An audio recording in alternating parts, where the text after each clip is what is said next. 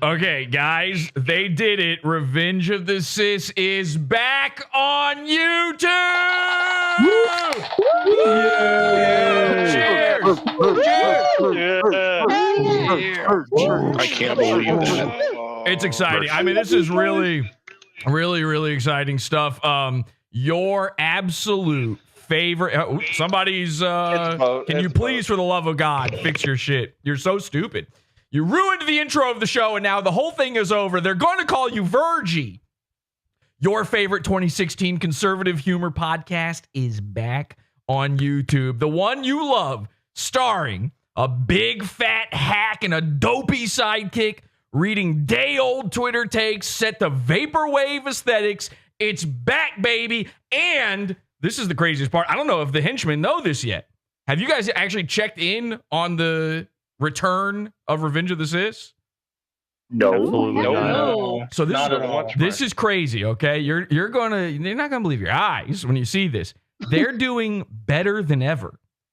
Their numbers have gone up like crazy. I mean, this is like, you've never seen this Just before. like clockwork. I think the last time they were on YouTube, they had like 45,000 subscribers, which is, pretty good. They now have 758,000 subscribers. They're getting thousands and thousands of views per episode. They're going viral. They've got a huge fan. It's honestly insane. I can't believe it. Ladies and gentlemen, your favorite guys, here they are. Revenge of the Sis. They're back. All right, welcome back to Fleccas, the podcast, episode 205. Today on the show, Hell yeah, I love the merch. hurricane relief is becoming a disaster with FEMA running out of money. Wait till you hear what they wasted it all on. Then, in Cringe of the Week, we have an emotional girl Cringe of the bad Week decision section you're not going to want to miss. And in housekeeping, we have some notes from the debate you're going to like. And last but not least, in urban decay, cops can't be cops anymore, and it's robbing us of a high-trust society. All this and more is Fleccas Talks, the podcast, episode 205, ranked the best new podcast 2016 of all time. forever! Because words are just words until action actually starts. And actions speak louder than words. I love Vaporwave! Because sometimes it's the I love politics. Very cool. Guys, they've done it. And they've renamed their show to Fleccas Talks, and it's incredible. Ladies and gentlemen, they're back. The ROTC boys, the Rumble contract is over, and they're back. And this is Podawful.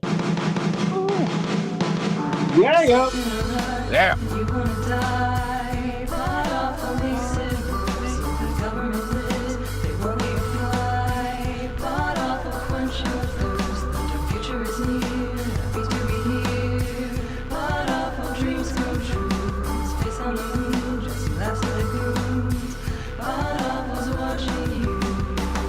I'm living proof that the AIDS virus doesn't exist. Okay? Okay. Okay. What does that mean, I wonder? Podawful! We're back, baby! Yeah. Welcome. ROTC2, baby. Hi, henchman. How's it going? Hi, Jesse. I'm hyped as hell. Jesse. Happy to be here. Everybody happy to be here. I'm very happy to be here. I know. Aren't you so excited to be on our most famous type of show, Mersh episodes? Yes. We're It's gonna Mersh time. We're gonna be covering Mersh on his new show, Fleccas Talks, We're going to now. I'm being informed in the chat. People are saying in the chat room. Let me check what they're saying. LMFAO say people in the chat room. I don't know what that means. I don't know. Mersh got nothing. I never had LOLs in my chat before. This is the first time. I've never had LOLs before. What does that mean? Fleccas Royce. They're saying, okay, I'm being told in the chat room, apparently the program I just showed you, Fleccas Talks, is not, in fact, Revenge of the Sith, which could have fooled me. What? Could have fucking fooled me. I don't know. Am I But it's got a bald guy with a beard. Bald guy with a beard. Well, actually, no. This is Bizarro ROTC. Fleccas Talks is bizarre. They're successful. They have hair. One of them is still thin. Whoa, we're getting all sorts of notifications, right? Hey, guys, notification. Podawful's on. So we're going to go into, listen, we'll talk. Okay, look. This is a classic Podawful Trickum episode where I say it's going to be about one thing, and then you tune in and you get really disappointed and you tune out because instead I talk about something. And people are here for the ROTC stuff. We'll talk about ROTC, okay? I'm going to promise that. That's my pledge to you at the top of the show. We will talk about it. And we will talk. We'll go into their channel. I've got a Mersh video, and it won't be in the Pod After show. I'm not going to trick you or anything like that. But I am a Fleccas Talks guy now. And by the way, I've been secretly a Fleccas Talks guy for like over a year. This episode has been in the making for a long, long time. We're going to get to know Fleccas. But before we do that, let's go to this. I want to first apologize to you guys, the henchmen, everybody watching. Because there were no... of course, you're welcome. And thank you for saying thank you. Thank you so much for that. And thank you, and thanks everybody for your support. I couldn't do this without you. You're welcome. How would I do this without you? Imagine that. Imagine you not being here. How could any of this even happen without you? Without viewers like you. Wow. I couldn't think of it. It's your pizza funds that make Podawful happen. As if I wasn't doing it for fucking 10 years before. Okay, anyway. So, I hate the people who donate to this show. Okay. Okay, I should not have started things off like that. That's probably bad. Start. Actually, can we backtrack a little bit? Because here's what I actually wanted to say. That was a joke. This is the truth. Last week, I didn't do any shows. Apologies to the pizza funders. That's for real. But there is a reason. I just want everybody to know I didn't just like piss off and say, fuck it, I'm not doing a show. Last week, it was my birthday. Nice. Happy birthday. And I want everyone in the chat. You have to do this in chat. Henchmen, don't say anything. Okay? I mean, you can talk, but don't say this. I want everyone in the chat to guess how old I am. All right? This will be fun. I can't wait to feel bad. Or good. I don't know. This could actually go. I honestly don't know anymore what people think about me, and I have a feeling that I've gaslit the audience enough at this point that they have no clue. They're going to try to guess based on looks, and maybe they'll get it. Maybe they won't. I don't know. But I've said a lot of different things in the past about when my birthday. By the way, I still get on Facebook. I still get happy birthday wishes every year on 9/11 from people. No one's figured that one out. Maybe, just maybe, the guy who looks like this in this place is lying about being born on 9/11. I don't know. So it was my birthday, and Mr. Burgers very kindly decided to wish me a happy birthday. Can we watch that for a second here? Yeah, this is from Mr. Burgers, our classic Podawful original goon, Mr. Burgers, and he said happy birthday to Jesse. Happy Rosh Hashanah, everyone. Wait a second. Hang on. What? And happy birthday, Jesse PS. Oh, okay. Good. And I got a gift from Operative, some sort of cap to celebrate the occasion. Okay, so Operative, who's a cult member, gave Mr. Burgers a cap to celebrate. I don't know if he's celebrating Jesse Podawful, my birthday, or if he's celebrating Rosh Hashanah. Let's take a look. If I don't wear it, he'll send me even more music than usual. I imagine this card. Wait, doesn't say anything about Weekly Con fans. Can you guys read that? I can see it on my camera. Yeah. A gift for you, Shana Tova from Jose Alvarez. Doesn't even say like from your Weekly Con fan. I'm a little disappointed. Shana Na. It doesn't say Weekly Con fan, but I'm also disappointed. Now, this is probably like a bra incident. How to wear this, I don't know. Almost dropped it. All right, let's see that This is a cap. very Jewish-looking hat. And it's like It's a yarmulke. A Jewish-looking hat, he calls it. looks pretty Jewish. He's great. Wait, He is Jewish, by the way. headphones on. Can't really see very well, but happy Only Rosh Hashanah, everyone. 99%. Happy birthday, Jesse. Oh, wait. Happy Rosh Hashanah. Had the headphones on. Can't really see it very well, but happy Rosh Hashanah, everyone. Happy birthday, Jesse. P.S. I'm wearing a Jewish cap to celebrate the occasion because Jose told me to, pretty much. Yeah! Oh. Hell yeah, Mr. Burgers. Whoa! Whoa! Whoa, hang on a second. Hang on. I put into YouTube Jewish song to celebrate this. I thought I'd get, have a Nagila or something. This is a whole festival. Let's take a look at this.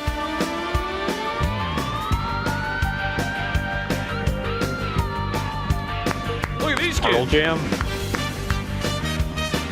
Whoa. These little kids are good. Just rock. Look at them go. Yeah.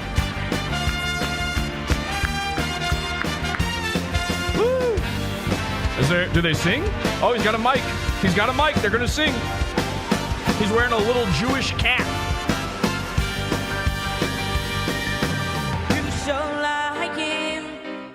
Whoa. Whoa.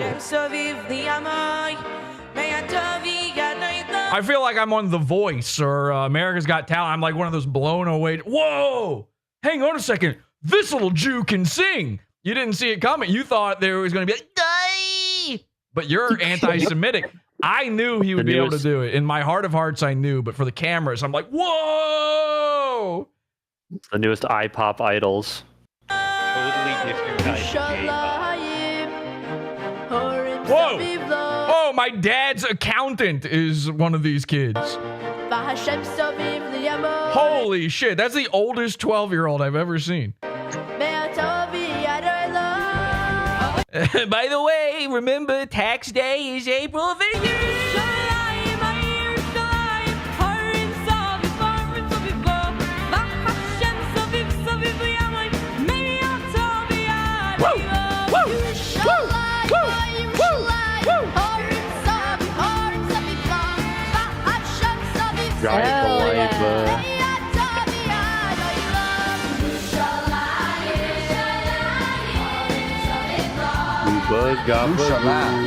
Yeah, because I'm a fake Jew. I'm not even Jewish, but yeah, I kind of do.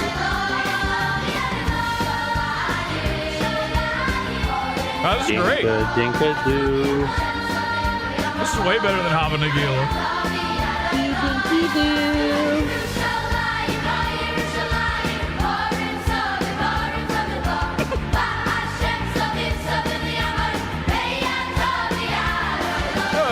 Okay. Yeah, because I'm a fake Jew. I'm not even Jewish, but yeah, I kind of Jew.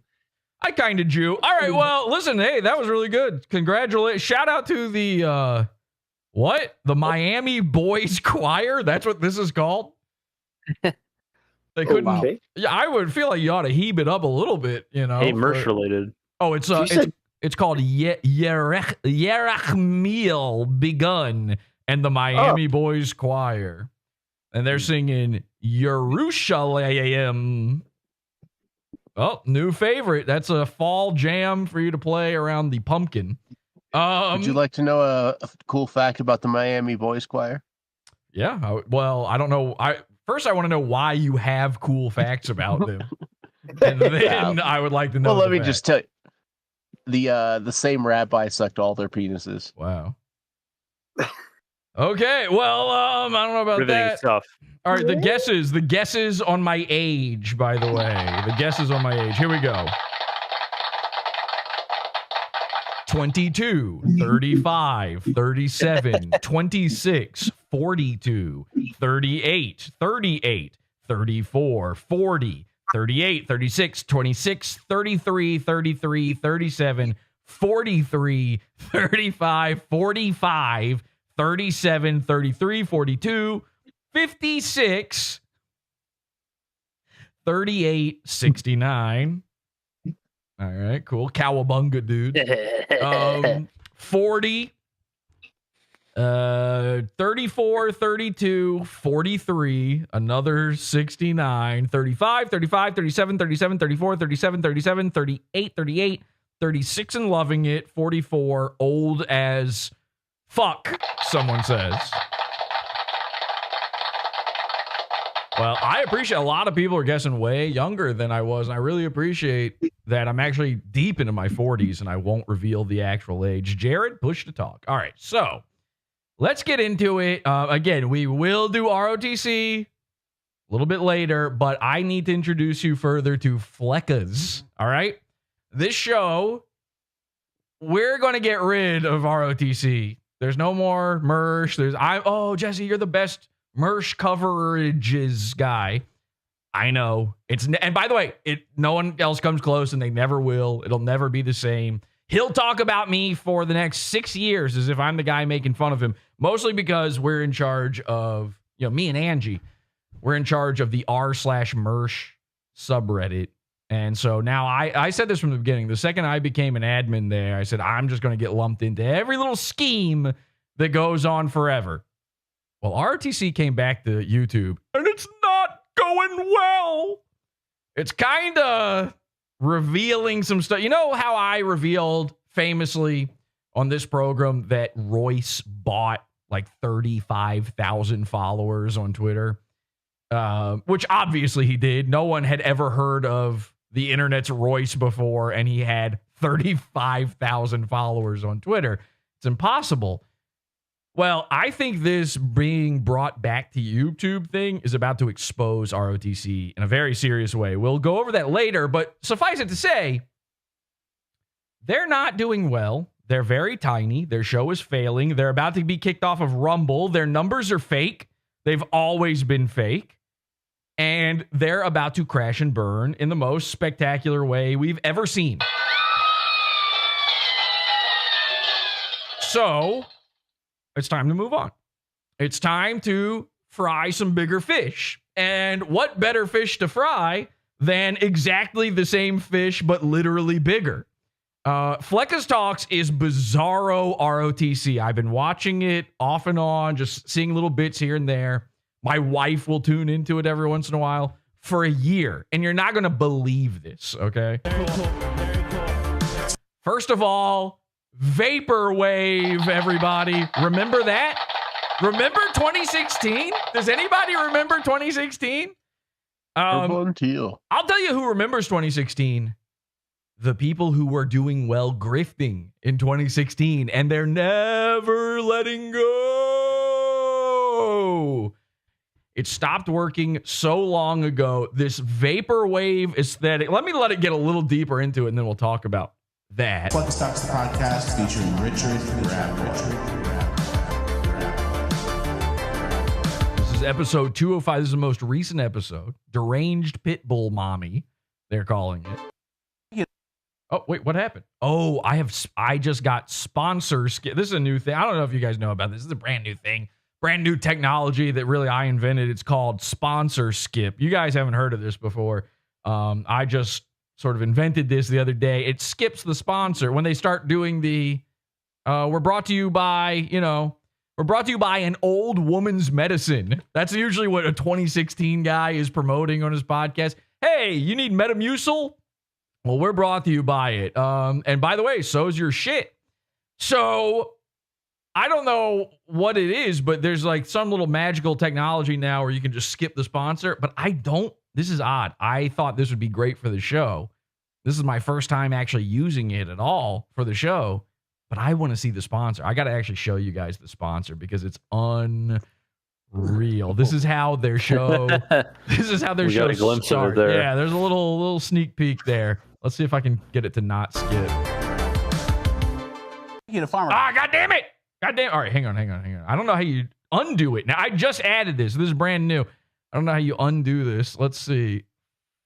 There we go. Click that wrench. All right, hang on. Let's see if that does it. Wait, no. All right, and then we're going to go back a couple frames. I want every delicious frame of this ad. I know what you're thinking, Jesse. We don't want to see the ads. Again, that's why I got the sponsor block for you. You have to see this ad. we're 1 minute into their podcast and they're doing their big sponsored ad. I thought this was the show. My wife put this on the other day. It starts playing. I like completely tone out for a minute.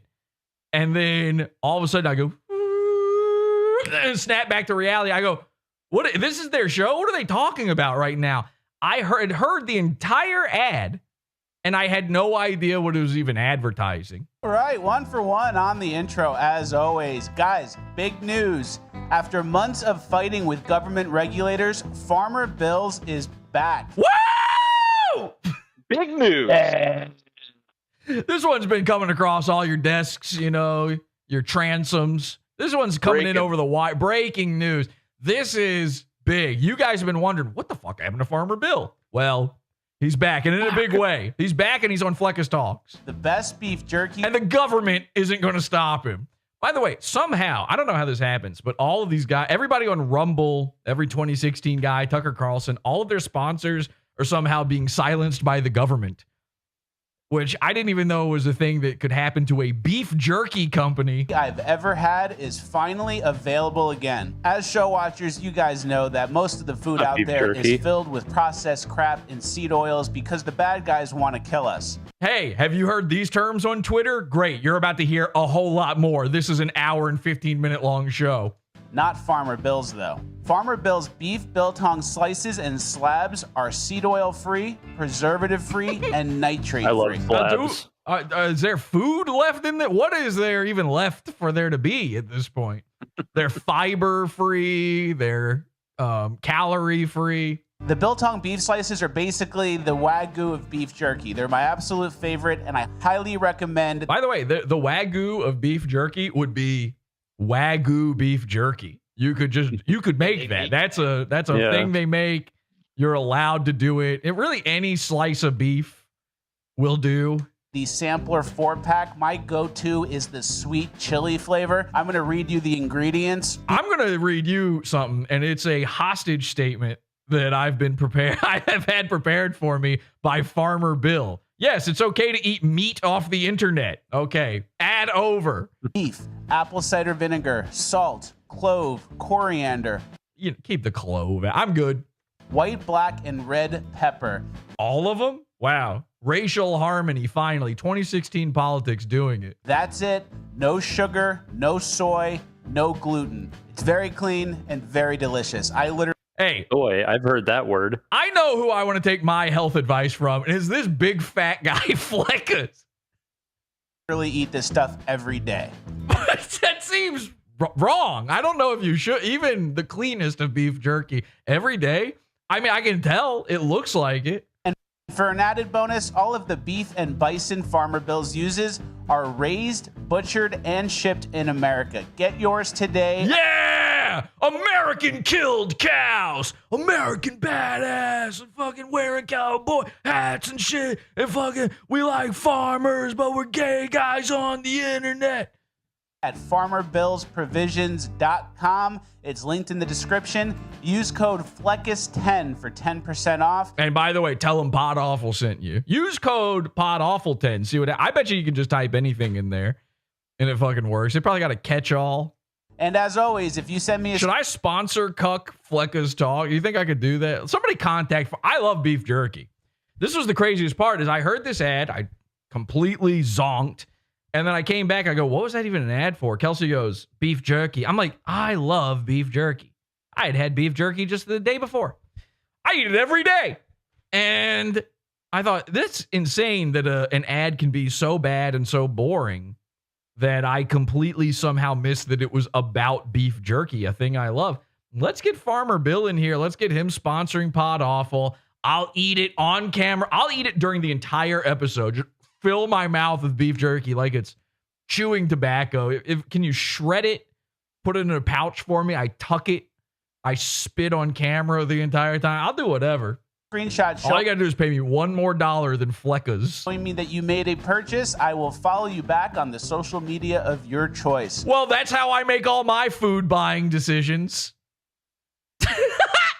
Oh my God. Wait a second. A third string internet celebrity will follow me on Twitter and also every other retard who eats beef jerky, I guess I better pony up.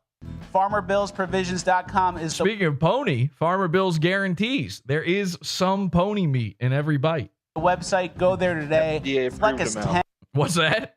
An FDA approved amount. Yeah. 10 is the Pony. code. Which is, by the way, 100%. FDA approved 100% pony. And last but not least, Yeah, it's actually a minimum. Farmer Bill is a show watcher. So it's a full 360 win. Go get your healthy snacks today. Is that Farmer Bill How do himself. Wait, the guy, like Bill. Bill. Yeah, Bill. Wow. Farmer Bill is sort of the opposite of Bill Nye, you know. He's a science guy. He's a farmer guy. Hey, now let's get into housekeeping. Now let's get into housekeeping. What? Now, I don't know what Fleccas is one of these sort of galaxy mud babies where I can't tell what he's from, but Hispanic is certainly on the list. I can't imagine this show is actually about housekeeping, though. That seems. Farmer Bill's Provisions, the perfect protein snack. Okay. Oh. And by the way, Farmer Bill, for free, we will write you an amazing brand new country song outro. So I could probably do that like right now. During the show, I could probably make that happen like almost instantaneously. If you wanted, we could do a whole episode where it's nothing but me making country songs for Farmer Bill's outro ad. All right. Thank you to Farmer Bills for sponsoring. Thank you, Farmer Bill. We love Farmer Bill. Thank you. We do. We love Farmer Bill, folks. And we eat all that stuff. And during the hurricane, I ate a bunch of Farmer Bills. Yeah. Fleccas, you said you eat it every day. Of course you did. Why is that notable? Wait a second. Farmer Bill, I think you need to, listen, I know you're a watcher. I know you're a watcher of the pod, but you might need to look into I think he is actually committing some sort of fraud here. If you technically want to look at it, he just said, this is lying in is that a crime? Are you allowed to lie in an advertisement that hard and say Yes. you eat something every single day? Because it's not notable if you ate it during the hurricane. You eat things during a hurricane, which, by the way, means like you are stofed up in your house, you can't get out, and you're stuck with whatever provisions you had. You're eating it because you don't have any other option. So we just went from an everyday, this is the only food Fleccas eats, boing, da, boing, da, boing. We went from that to now it's like, oh, hey, if you're about to die, yeah, this'll do. Kept me alive. Has sustenance. It's nurturance. Nurturance. Okay. Farmer Bill, guaranteed 0 soy, 0 protein, 0 calories. It's a 0-calorie beef snack, and also it's full of nurturance. All right. This guy. Get ready. By the way, I don't hate Fleccas in any way. Do we all remember Fleccas, right? 2016. You remember Spoon guy. the spoon guy. Yeah. He's out there. He did some great Man on the Street. We love Man on the Street, Hinch Man on the Street. You take the spoon, you go up, you talk to the idiot liberals, and they say stupid things, and then you cut out all the good things they say. And then you go, ha, ha, ha, ha, ha. And by the way, I'm not like saying that's specific about him or making fun of him. That's just how Man on the Street works. You cut out all the parts that suck and are boring and aren't funny and don't make the guy look like an idiot. And you keep all the parts that do, which is probably most of the parts, in all fairness. We remember Fleccas. We love him. We thought, well, I guess we all went to 2017 and he stayed behind. Turns out, yes. But somehow these guys have found a technology that allows them back into our realm. It's an echo of the distant past back there in imagine that. How long ago was 2016? I can't even do the math on that. Is it like 40 Well, years? it's 2020 now, All right, so hang on. like 3 years ago. Something like that, man. I don't know. When was COVID? So I don't know how these guys do it, but we remember Fleccas. We like Fleccas. You're about to hate this guy. I have not learned his name. In a year of paying attention to this, I haven't learned his name one time. Vestman. We're going to hate Vestman. And you're probably sitting there thinking to yourself right now, okay, I'm confused. This is Bizarro ROTC. Which one's Royce and which one's Mersh? And the answer is yes. I don't know how it's possible, but they're both. So you got the guy with the glasses who's a little thinner, which is like the way Mersh used to be. on ROTC, but he's got a full head of hair. So then you're like, I don't know. And then you got a big, sort of mudblood kind of beard, fat guy, but they're on the wrong side of the screen from each other to be ROTC. Isn't this like a little bit like, don't you feel like you're in fight or flight mode while you're watching this, where you're like, hang on a second, I don't understand. This is being revealed. Nobody's called them out on this ever. I'm the first guy to do this. And I said this a while ago, but nobody paid attention. ROTC stole their entire brand. They stole their entire podcast from Fleccas Talks. Everything. The graphics, the setup, the topics. They cover the exact same topics, by the way, on the same day. They follow. What Royce did is he found Fleccas' Twitter, and he just followed all the same guys that Fleccas follows.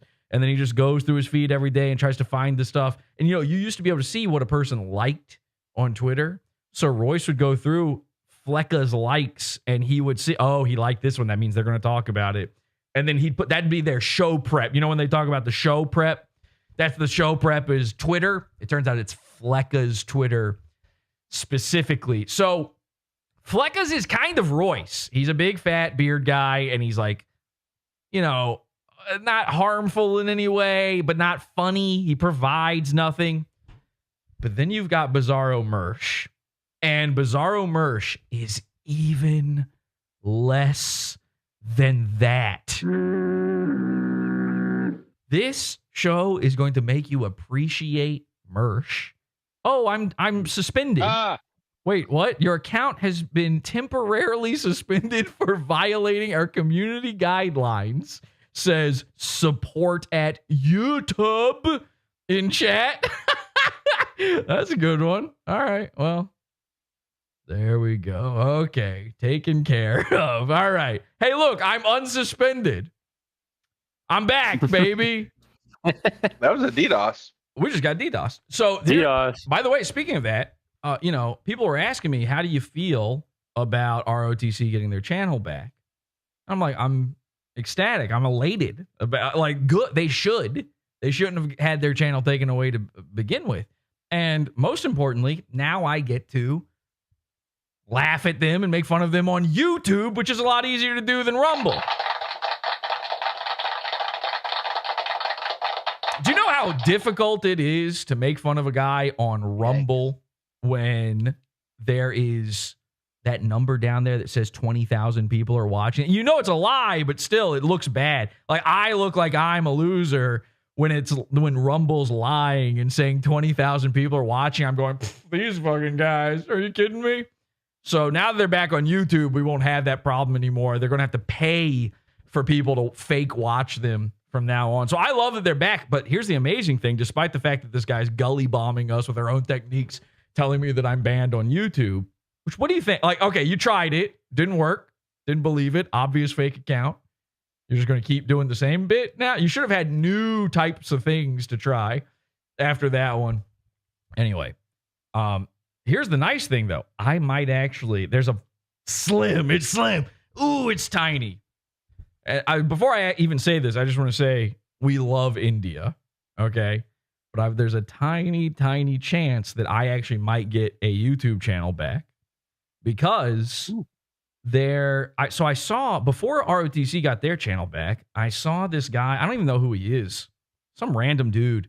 And it just came across my timeline, and he said he got his channel back after like 3 years of being banned. Out of nowhere, without appealing, YouTube just brought his channel back.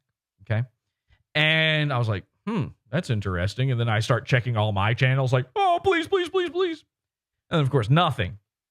And then I see RTC gets their channel back, and I'm like, oh, please, please, please, please, please. And then nothing. But I was happy. I was happy they got their channel back. Means good things for Podawful. Then I see YouTube post on Twitter saying, hey, we messed up. Silly us. I know a lot of you lost your jobs out there as a result of this, but we've accidentally been banning people for no reason for months. And whoopsie doodle, sorry. Hey, I owe you nothing ever. It's in the contract. Check the TOS. But sorry, we'll bring you back. Maybe. You don't know if this is you or not, but maybe we're talking about you. And it turns out the thing that was getting people banned was this thing called scams, spam, and deceptive practices. And if that sounds familiar to a Podawful viewer, it's because the Podawful Lunatic Fringe channel got taken down for spam, scams, and deceptive practices. And of course, we were completely flabbergasted by this. There's nothing that you could even describe as any of that on any of my videos on that channel. So that was, by the way, that's the channel that the Diet Beast guy took down. What's his name? Ryan or something? With the clown wife? The honk posting. Yeah, the honk posting murderous wife, bang, bang, bang guy. That's the one where he claimed he got a date. It probably wasn't him. But if you want to claim it, I'm willing to put the blame on you. That's fine. We'll do a whole episode about you ruin your life for a little while.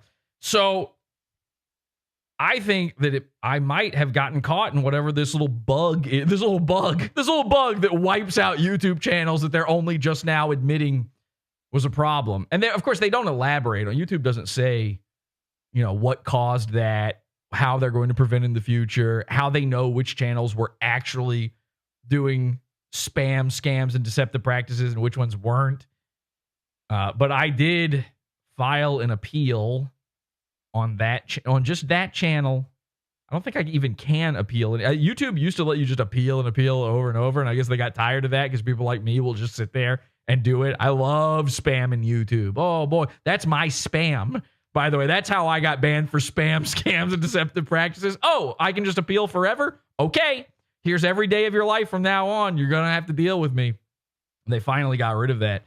So there's a slight possibility that maybe, just maybe, we'll get a channel back, which would be nice. And I will just switch back over to that one probably if that happens. All right, we have a great show today, an important show, a packed show, and we're going to be cooking a little bit too. Okay. First things first, can you read the headline? Hillary Clinton warns October surprise will up. They're going to be cooking. All right, now get prepared for a lot. Every little term you've heard from a child on the internet, they're going to be using it. Bend election. Great. Hillary Clinton, wasn't she 4 people ago? Yeah. We got Obama. Weren't you guys 4 people ago? You're talking about it.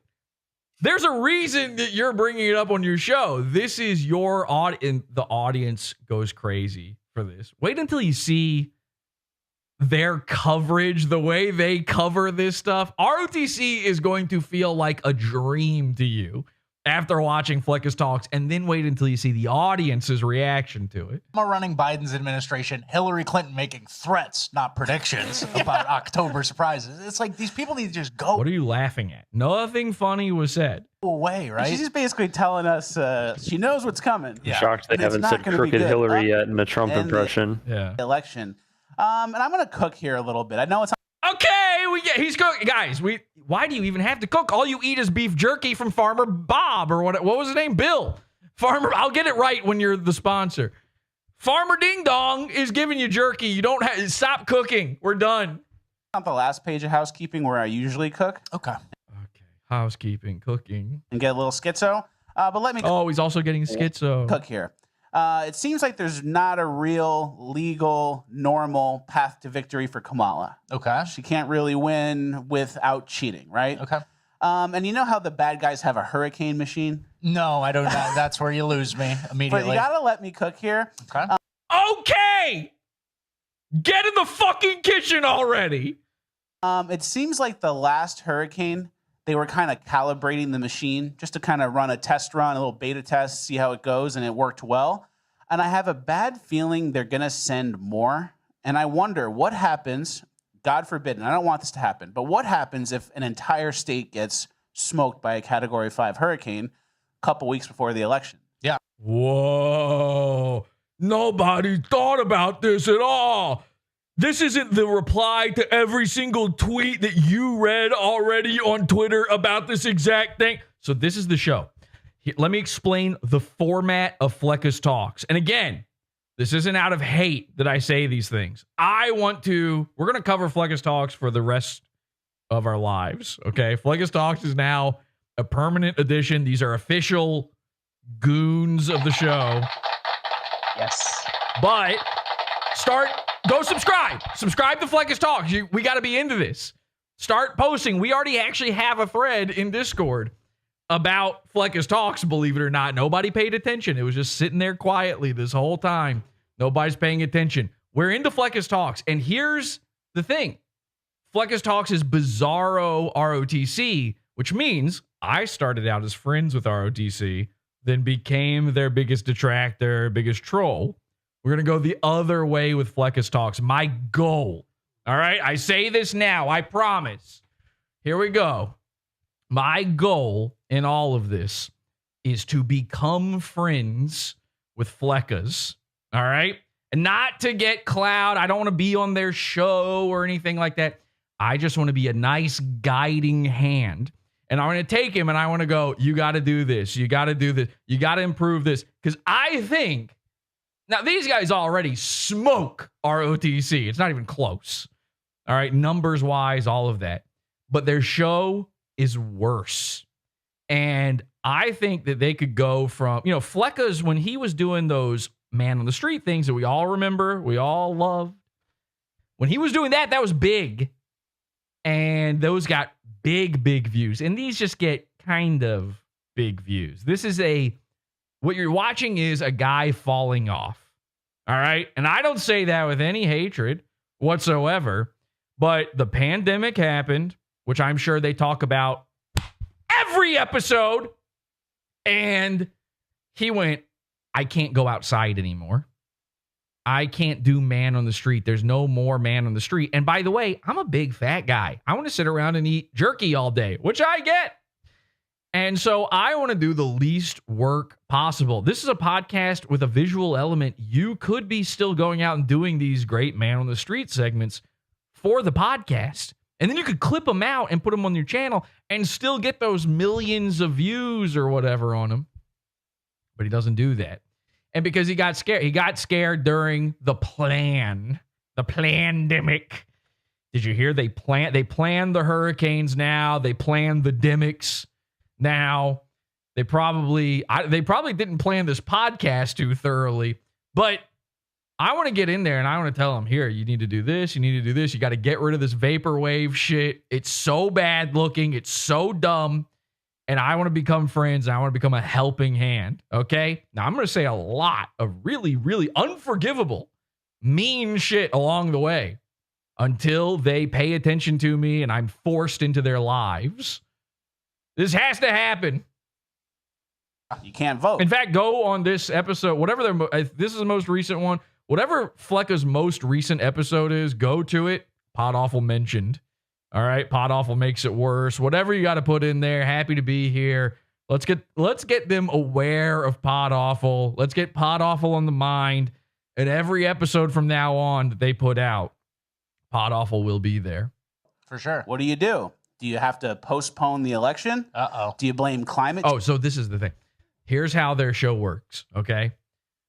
Fleccas goes, or maybe it's this guy. I don't know what this guy's job is, who he is. I think they live together, by the way. So this is a classic Royce and Mersh, we live together scenario. They live in Florida.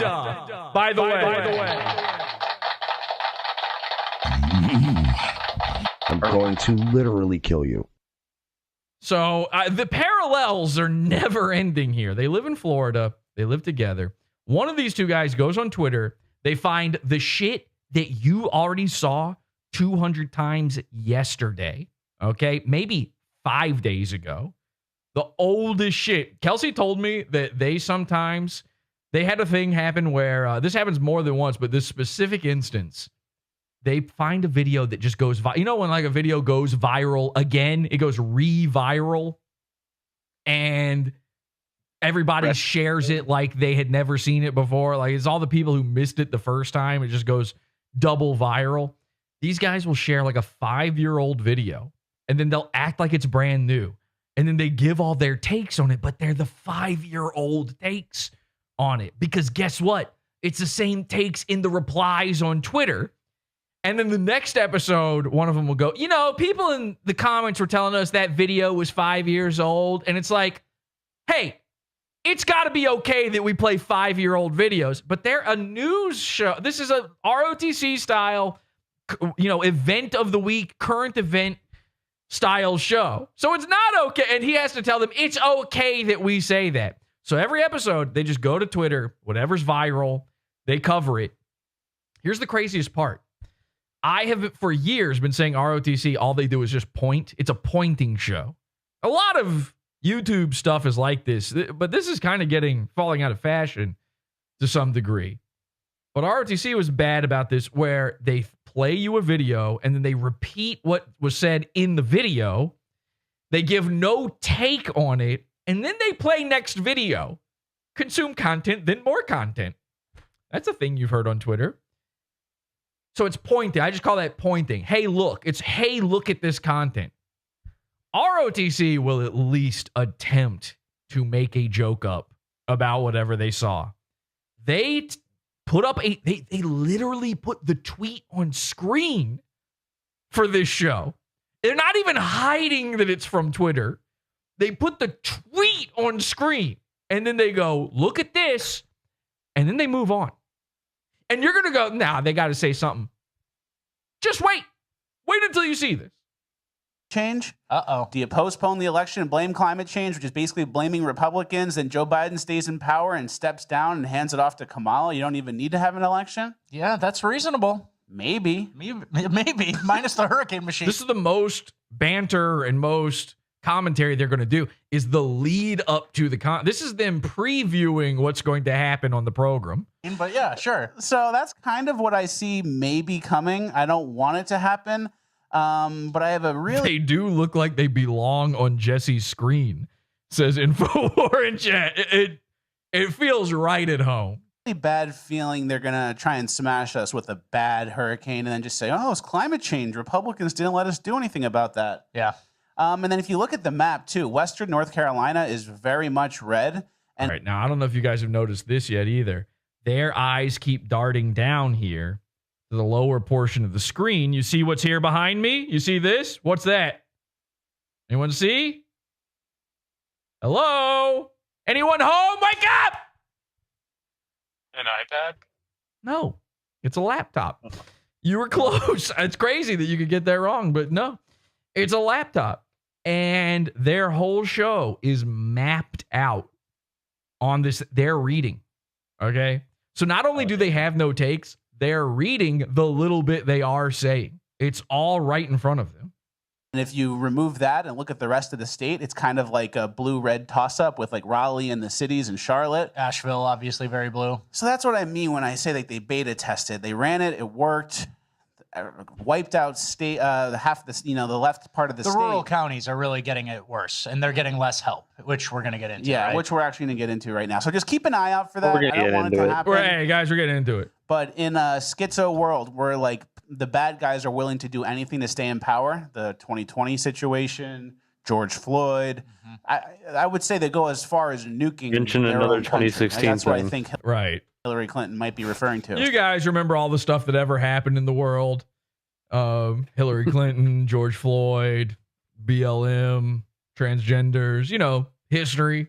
So we'll see. But my thing is, just to push back a little on the schizo, is what they've done in the past is... That made Fleccas mad. Ooh, did you see that? And we are going to cause a grift between these guys as well. To Watch push this. back a little on the... So he's going to push back on the schizo. Watch Fleccas. Schizo is what... He's looking at the audience like, really? That's him. That's him empathizing with you, the conservative boomer grandma in the audience, who's like, no, don't push back on the schizo. That's all right. The schizo's right. I believe it already. He's upset, and he should be. This guy's got to go. That's, by the way, the number one thing. When I become the advisor to Fleccas Talks, my first note is this guy is, at the very least, he's no longer on camera and no longer has a microphone. Maybe he can work behind the scenes. I'm sure they're friends or whatever. Yeah, well, no, Jules is also allowed to have a mic for some reason, which is a giant mistake. I don't know how. she still has one. Hasn't enough of the audience at this point said, you got to stop with that. This guy's got to go. They've done in the past is amplify kind of a nothing burger story. And then, January 6th. Look at he's like, yeah, okay, well, we were moving on to the next one. So could you maybe not undo my point? I was cooking. George Floyd, they have something like a little fake thing, and they amplify, and talk about it. So as opposed to hurricane machines wiping out a whole state, I don't know. I think they need even less than that for the media to get behind something, right? Yeah, maybe. So yeah, wow, he made Royce's noise. That's a Royce, a noise. But they're desperate. He's making noises. It's a big one. Balance in the podcast, right? Okay, move along. This is Fleccas. Okay, well, shut up. That's good balance. The truth is somewhere. Yeah. And we'll see what Hillary Clinton has in between us. Yeah, right? Exactly. All right, let's get into the hurricane response section. Kamala announced the resources being He's reading it. You can see him reading it, right? provided to those affected by the hurricane.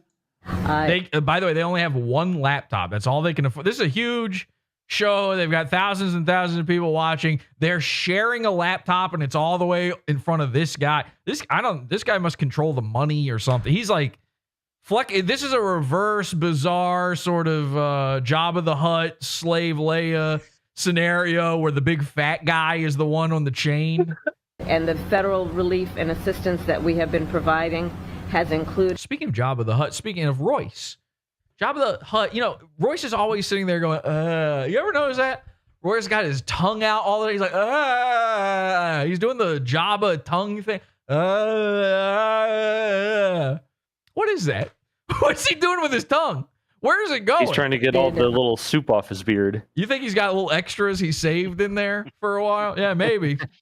He's got he knows he's got one crumb over here from dinner, one crumb from lunch. He's just sampling. A little sampler platter. FEMA providing By the way, and I can't ever say anything. For some reason, I'm not allowed to make jokes about Keno Casino, despite being friends with Keno Casino with Andy. But I like Andy, okay? But I'm going to make a little joke, and I hope everyone's cool with it. But we talk a lot about manservants on this show. For some reason, Jabba the Hutt and Salacious Crumb come up about 100% of the time on this show. And in this scenario, you would think this is Jabba. He's Fleccas. It's the name of his show. And this is Salacious Crumb. But it's like, it seems to be the opposite. And then on ROTC, Mersh had to get fatter to turn Royce into his Salacious Crumb.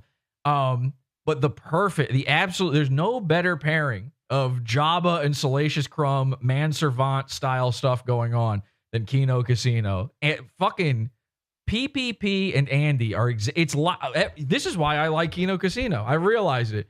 When I watch Return of the Jedi, not Revenge of the Sith, Return of the Jedi, my favorite part is the Jabba part. Everything else after that sucks. And I like watching, the big fat guy sit there licking his lips and the little guy going, yeah! And that's Andy. Oh, Andy. Oh, Suda. Andy Mibuki. Ethan Ralph no Poodoo.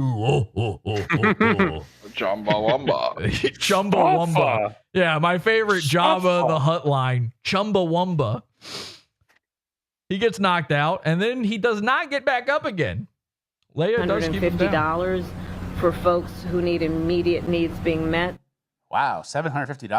$750 one time, cut a check. The whole town gets swept away by a mudslide, and here's $700. There's no road, there's no power, but $700 when all the stores are empty, that should help. Yeah, here's 7 blackjack hands for you. They're leaving perfect pauses for each other to speak. Yeah, it's set up. Guy. Remember when we used to say that ROTC pre-plans their little bits and jokes and stuff? It does feel like there's a little rhythm going on there where they're waiting for the next. But every single thing let's roll that back real quick. Every single thing they just said there is what you just saw. There was nothing new. For folks who need immediate needs being met. Wow, $750. $750 one time, cut a check. The whole town gets swept away by a mudslide, And here's $700. There's no road, there's no power, but $700 when all the stores are empty, that should help. By the way, one of the guys just lowers the amount. That $50, you know, it's $50. That makes a difference. And then the other guy's like, "Yep, now it's $700 too." I also agree, $700. Yeah, here's 7 blackjack hands for you. What are you admitting to there? No, I'm kidding. And that's the thing too. It's like I'm just kidding. Gambling reference. A lot of times Maui was, I think, $700. And migrants get food stamps. Migrants get everything. It seems like Americans, when it comes to Americans, it's kind of a get paid to shut the fuck up and go away, you know? Whereas migrants and... Ooh. All right, Fleccas is... So he just messed up his line. He, like, stumbled a little bit, and then Fleccas checks the script. EBT recipients, which we've covered in Urban Decay, they get the subscription plan. They keep coming back. And there's also paper. I don't know if you can see on the desk there. There's papers in front of them. So they have a whole script planned out. So they're helpless. They're truly helpless. And Americans, you know, $750. Oh, he's reading it. He's reading this guy just said the script thing, and now he's looking down at the paper. Back on your feet on your own. You should be all right, right? Yeah. You lost a couple of houses here, $750. And then FEMA is... Right, $750, you know? $750. The hurricane, $750. You get $750. And you heard $100, $750 in a hurricane. Now saying they're out of money. By the way, I should just do that for this episode. In fact, every time I ever cover Fleccas Talks from here on out, here's what I'm going to do. I'm just going to go, see, look, there. See it? He said the thing. And then I just hit play again. There's an AP article. Mayorkas warns FEMA doesn't have enough funding to... Yeah, Mayorkas. He's talking about Mayorkas right now. Pass through hurricane season. Yeah, and the quote from the article says, "We do not have the funds. FEMA does not have the funds to no make funds." So, and he said no funds about it. So that's what's happening in the article. Get through the season. And that was the first hurricane of the season, basically? Yeah, the first one. So this... That was the first quarter. The first quarter of the season, the hurricanes. And let's go over what FEMA does have money for, or did have money for. Something I guess that's more priority. Yeah. Can you read that tweet? Well, this is for a spending report from the federal. So again, tweet. So we're looking at a tweet. Federal Emergency Management. They didn't look this up. This is just a tweet. An agency grant in 2023. Amount $106 million. Recipient New York City Office of Management and Budget. Purpose: Shelter and Services Program for Migrant Assistance. So you got $100 million to house my illegals in the state of New York. In the state of New York, and then we have another. Yeah, I got that when you read it 1 second ago. They're about in the billion. State of New York. Oh well, in the state of New York. Looks like for 2024. Yeah, this was for fiscal year 2024. Homeland Security. Yep, 2024. FEMA is in under Homeland Security. It's crazy. Like, we make fun of Mersh for being old Mershy 2 times, him repeating this. At least he's repeating a joke. At least he's repeating his attempt at humor. They're repeating, by the way, they're repeating something that is still on screen. I can just read it again myself. What have you provided here? I feel I'm going crazy and this is every one of these 2016 leftovers guys. That's what we're calling it now. They're 2016 leftovers. These are reheated takes. And every single one of these guys does this. They don't have anything to say about it. And the worst part, the most insidious part of this is it's by design. It's on purpose. They're leaving the blank for their dumbass conservative audience to fill in. They don't want to give a take on it. Now they do. They give takes, but they give the takes that they read from the boomers already. Okay? So when they're on the Twitter and someone has left a good comment and it's gotten enough likes, they then say it like they came up with it. But anything beyond that, when they're reading an article, there's no replies to the article. So they don't know what to say. So they leave it open for grandma and grandpa to sit there and go, here's what I think about it. And then it tricks you because a guy is reading it to you in the format of a show where it's a pundit, a talking head show. This is like one of the sickest internet tricks, and this has been going on for a while now, and nobody calls this out. you expect a comment on this. You expect an opinion. And they just read it to you, and they read it with a little bit of a voice. So there's a little, I mean, that's something of a comment. They put a little inflection on it. And of course, they're only reading the stuff that they know makes you, grandma, mad. You know, this is the thing you listen to. This is your hate porn that you flick off to while you're doing your cross stitching or whatever. What do grandmas do? Doing your makeup. No, they do their makeup. They're not. Grandmas are doing makeup. They're putting. They might makeup. They might put their face on. Okay, we love you, grandma. But the euphemism you came up with, doing their makeup. Doing their. Oh, I see what you're saying. Yeah, doing their. Yeah, they're doing their makeup. So these grandmas are sitting there and they think they've heard an opinion because they heard their own in their head, and that's what all of this is. That's all the most popular shit ever that you watch. Really sit there from now on. Take whatever your favorite thing is, except for Podawful.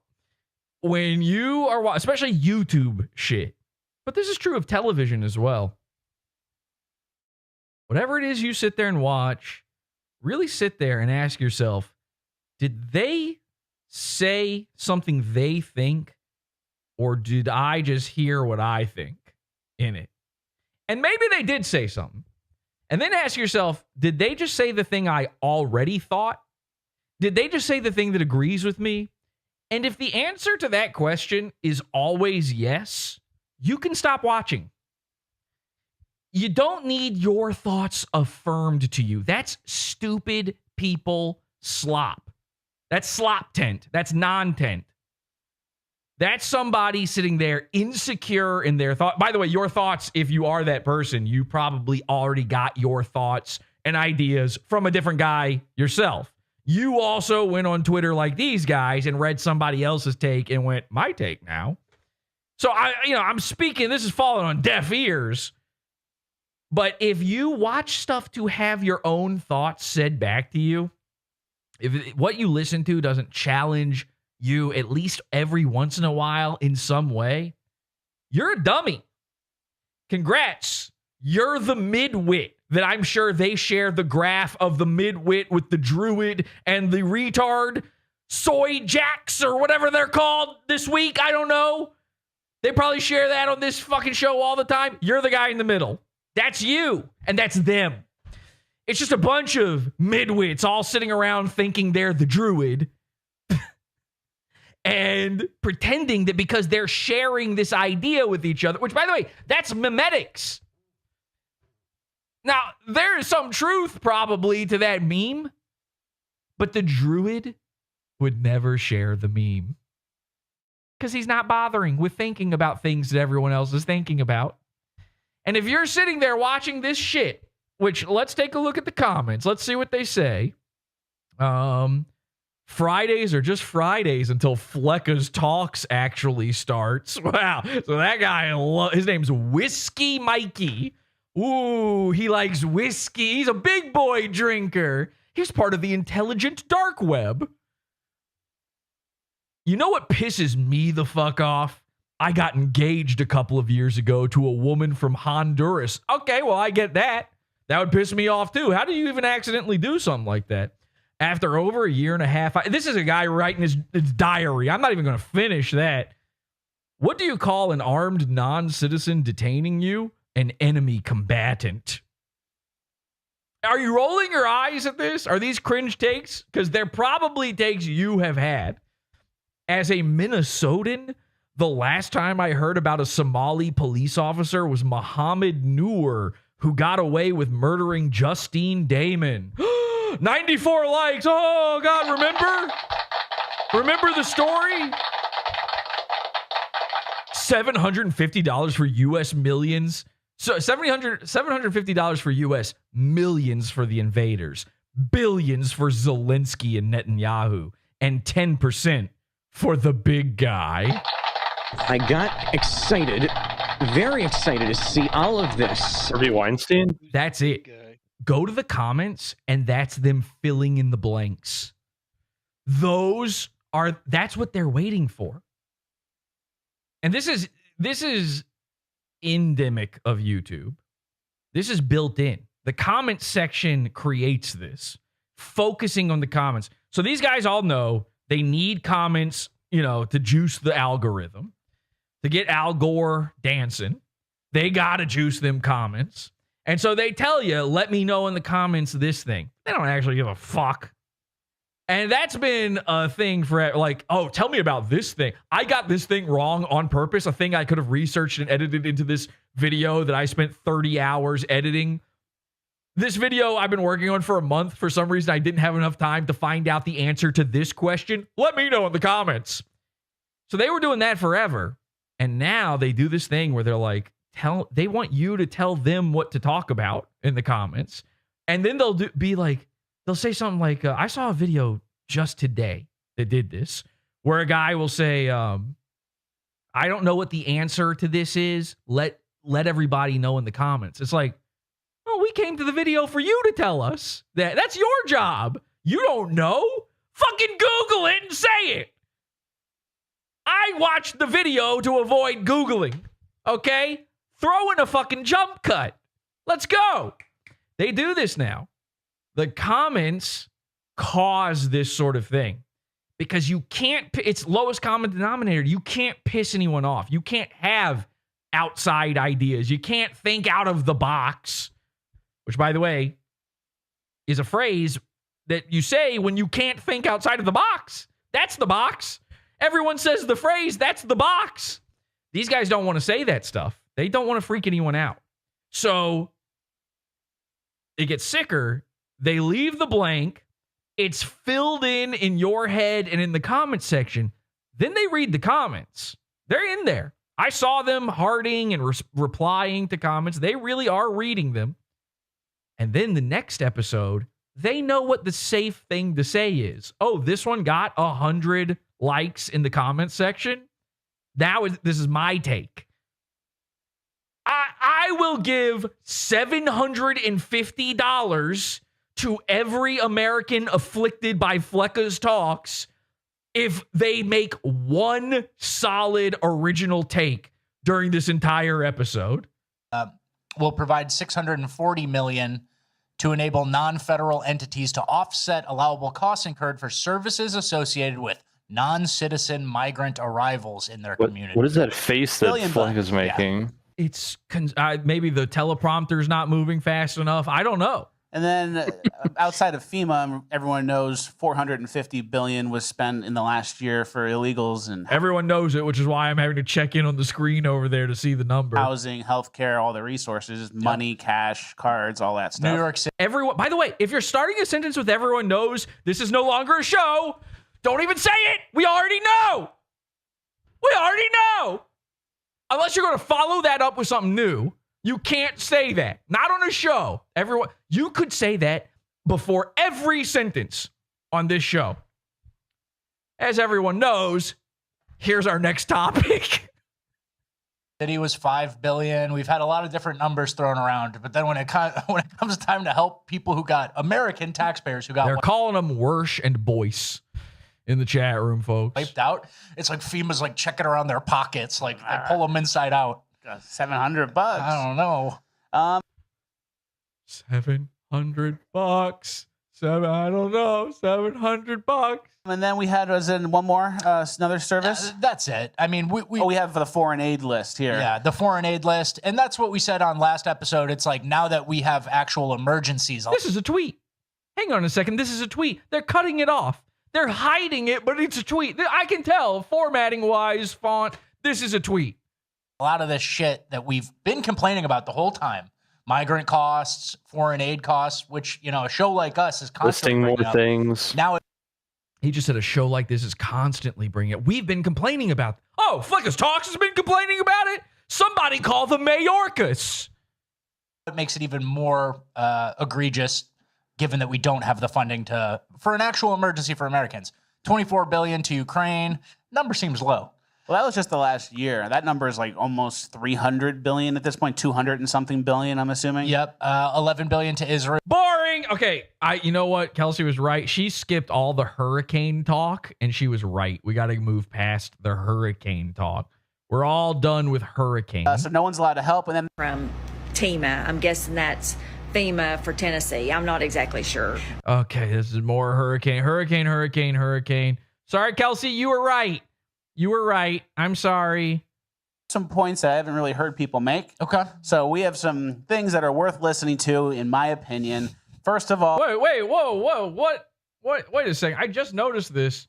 You know, I've got my little logo here up. What is Pulse Plus? They've got a little bug in the corner here called Pulse Plus. Is that like Disney Plus, but for 2016 leftovers, guys? Can somebody look into that? I want to know what Pulse Plus is. I've never noticed that before. The visual summary of the debate. Deer in the headlights. Okay, this is a tweet. Okay, they've cut off. At least leave the attribution in there.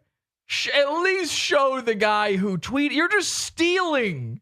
Boy versus the Chad looking into the camera. Wait, hey, I want to hear this from the top. Things that are worth listening to, in my opinion. First of all, the visual summary of the debate. Deer in the headlights boy versus the Chad looking into the camera. Office move. Jim from the Office move. That relates with the women. Every single reply. I saw this tweet. This is the thing. This whole episode, every tweet they cover, I had seen on my own. Every one of them. Now, I'm extremely online, okay? So I see a lot of stuff. I see stuff before you guys see it, and I see it more often than you see it, and then I see it over and over and over again. This is why I don't like to cover this kind of shit, is because by the time you are prepared to see it, I've seen it like 9 million times. And I'm bored. I'm bored of it. And I just don't like this stuff anyway. So I had seen all of these tweets. And I also saw all of the replies to those tweets. And every single reply on this tweet, which I saw with my own eyes, was, oh, Vance is doing the Jim from The Office face. Oh, what's the other guy's name? Waltz. Waltz is doing a deer. He's a deer in the headlights. He looks lost up there. Now, obviously, those are just obvious things to say. But they're now, this is days after the debate. Days after. Every single comment that could be made about this has been made. It's like impossible. You got it. ROTC is right to do the show daily because you have to do it the same day or else it's been done 5 million times when you're talking about these huge topics like this. These guys waited like 4 days to cover the debate. So every single thing they're going to say, even if he thought Jim from The Office in his own head, which he didn't. And now for the rest of the show, I don't have that. Even if he thought of that on his own, there is no chance that he doesn't know. That he doesn't know that it was said 5 million times before him. You can't say it. You can't say Jim from The Office now. It's too late. Unless you got a new spin, unless you're going to edit, are you deep faking JD Vance's? Is that the guy's name? Every time I say that, you know what? Yep. You know what's fucking me up? Here, okay, new take. I'm going to do the Office thing. Here's the new take. There's a guy on The Office named Vance. Bob Vance. Vance's refrigeration. How about that? Throw that in there. Deep fake Vance's face on it, and then the guy. If you could do that, you could add on to. You can't say it. You can't introduce this like that's your thought of the debate. Deer in the headlights boy versus by the way, Pulse Plus is their network. They have a network. That's the network they're a part of. What does that mean? Yep. It's like they're part of. They're on an independent news organization. So there's a online newspaper called The National Pulse, and that's Pulse Plus is their app. So you can basically there's a few podcasts they sponsor. Wait, hang on. So it's a news article website. Basically. Yeah, they're sponsored by it. They're affiliated with it. Why are these guys not covering the articles from the company that owns them? It's kind of funny because on the Play Store it says "Stay ahead of the global conversation with Pulse Plus." By the way, that's a joke in general. Like, fuck these guys. Fuck all this shit. Hi, I'm the news. The news is not. Okay? It's not new. It's not the news. There's no, like, you know, I've been saying this forever, but why are most news stories news stories? Why do you need to know? And I'm even talking about local shit. I know when I say shit like this, people are like, well, yeah, but you need to know what's going on locally. Do you? Do you? Unless the guy that they're talking about in the news that was shot is like your friend, which I guess he could be, you don't really need to know. It's just kind of depressing. And it's not something important. People die every day. You'll find out. You don't need the news to tell you that a man was shot or that a child was kidnapped or any of that. If it's your child kidnapped, sure. Most of the news is nothing. Most of the news is shit that doesn't affect anyone. Forget everyone. Anyone. The craziest part is that's been the case for 30 years that the news has been nothing. As soon as they started doing human interest stories, the news became just a diary, basically, of a town. And, you know, maybe people find that important or good or interesting, but they're wrong and stupid. And now the news is tweets. The reason these guys are covering the tweets is that's what the news is. They can beat their own company, this Pulse Plus thing. They can beat them to the punch. They can beat them. They don't have to wait for the article to be written because the articles are just tweets. The article, look at the news now. They get their info from Twitter. And they've been doing that for 15 years. That's been increased. And now it's just 100%. 100% of the news is just what happened on Twitter that day. It is insane. These guys are bought. So I can never influence the way the show goes then, unfortunately, because they're on the Google Play Store, they're listed right next to Steve Bannon's War Room. So that's what you get with Pulse Plus. That's also on that network. Yeah. Good. Well, Steve Bannon, I don't know. I know who that is vaguely. I've never listened to anything with him, but maybe he's got something to say. He's like an older man. He's not a complete retard. He's not a guy who used to go around asking people questions on a spoon. So perhaps there's something worthwhile there. I can't believe that the show that is owned by a news network is just reading tweets. Like, it seems like they would want some sort of. And by the way, so how does that work then? The news network owns them. Is Farmer Bill sponsoring the news? Technically, then is he involved? Like, because he's a watcher of the show. So did he contact? I thought this was like a pirate ship deal. Adam Carolla, the pirate ship. And I thought he was contacting. I thought he called up Fleccas, and he's like, "I love the show. By the way, I make biltong." And Fleccas is like, "What?" And he's like, "Beef jerky." And he's like, "Oh yeah, I eat that every day." He's like, "Ah, really? Do I have the deal for you?" So now Pulse Plus is involved. Does Pulse Plus own the farm that these cows are having their soy removed from? Pulse Plus only has 5K plus downloads on the Play Store. So I imagine they're probably paying Fleccas Talks a small amount per episode just to host their platform so they have some content. Just take the logo off screen at that point. Yeah, that's embarrassing. I don't think it's a major sponsor. They're bigger than the fucking thing that owns them. That's embarrassing. Exactly. Get rid of Pulse Plus, man. We got to get, all right, that's number 2. You got to get rid of this guy, whoever he is. Bizarro Merch has to go, and we got to get rid of Pulse Plus. You can still be owned by the company. I don't give a shit, but we got to get rid of the logo from the screen. It's frightening. You just see something like that out of nowhere, a tiny little hidden logo, and you go, Pulse Plus, what does that mean? And then you find out secretly that, these guys are controlled op. Do you think that the grannies in the chat, in the comment section know that? Dad looking into the camera. Office move. Jim from The Office move. That relates with the women. Girls love The Office. And there were a couple times. This might sound schizo as well, but let me. Here we go. We're schizo. We're schizo posting. Hey, friends Fwens. Hey, my fellow PP the Frogs. We're schizo posting. Cook on this. He's cooking. We're cooking. A couple times I thought Tim Waltz had an earpiece in because By the way, I would love to see a schizo cook. Imagine the meals that he would come up with.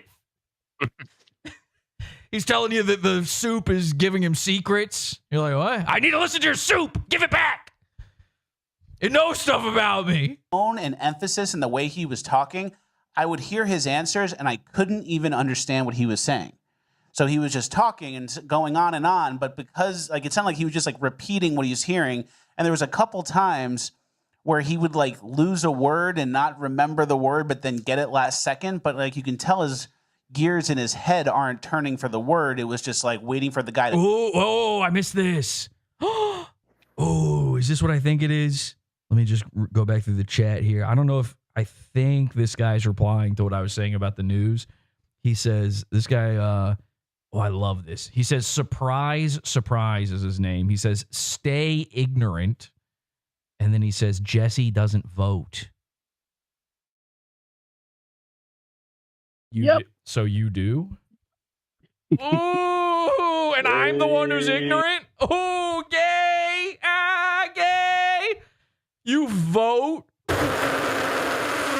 Do you send letters to Santa too?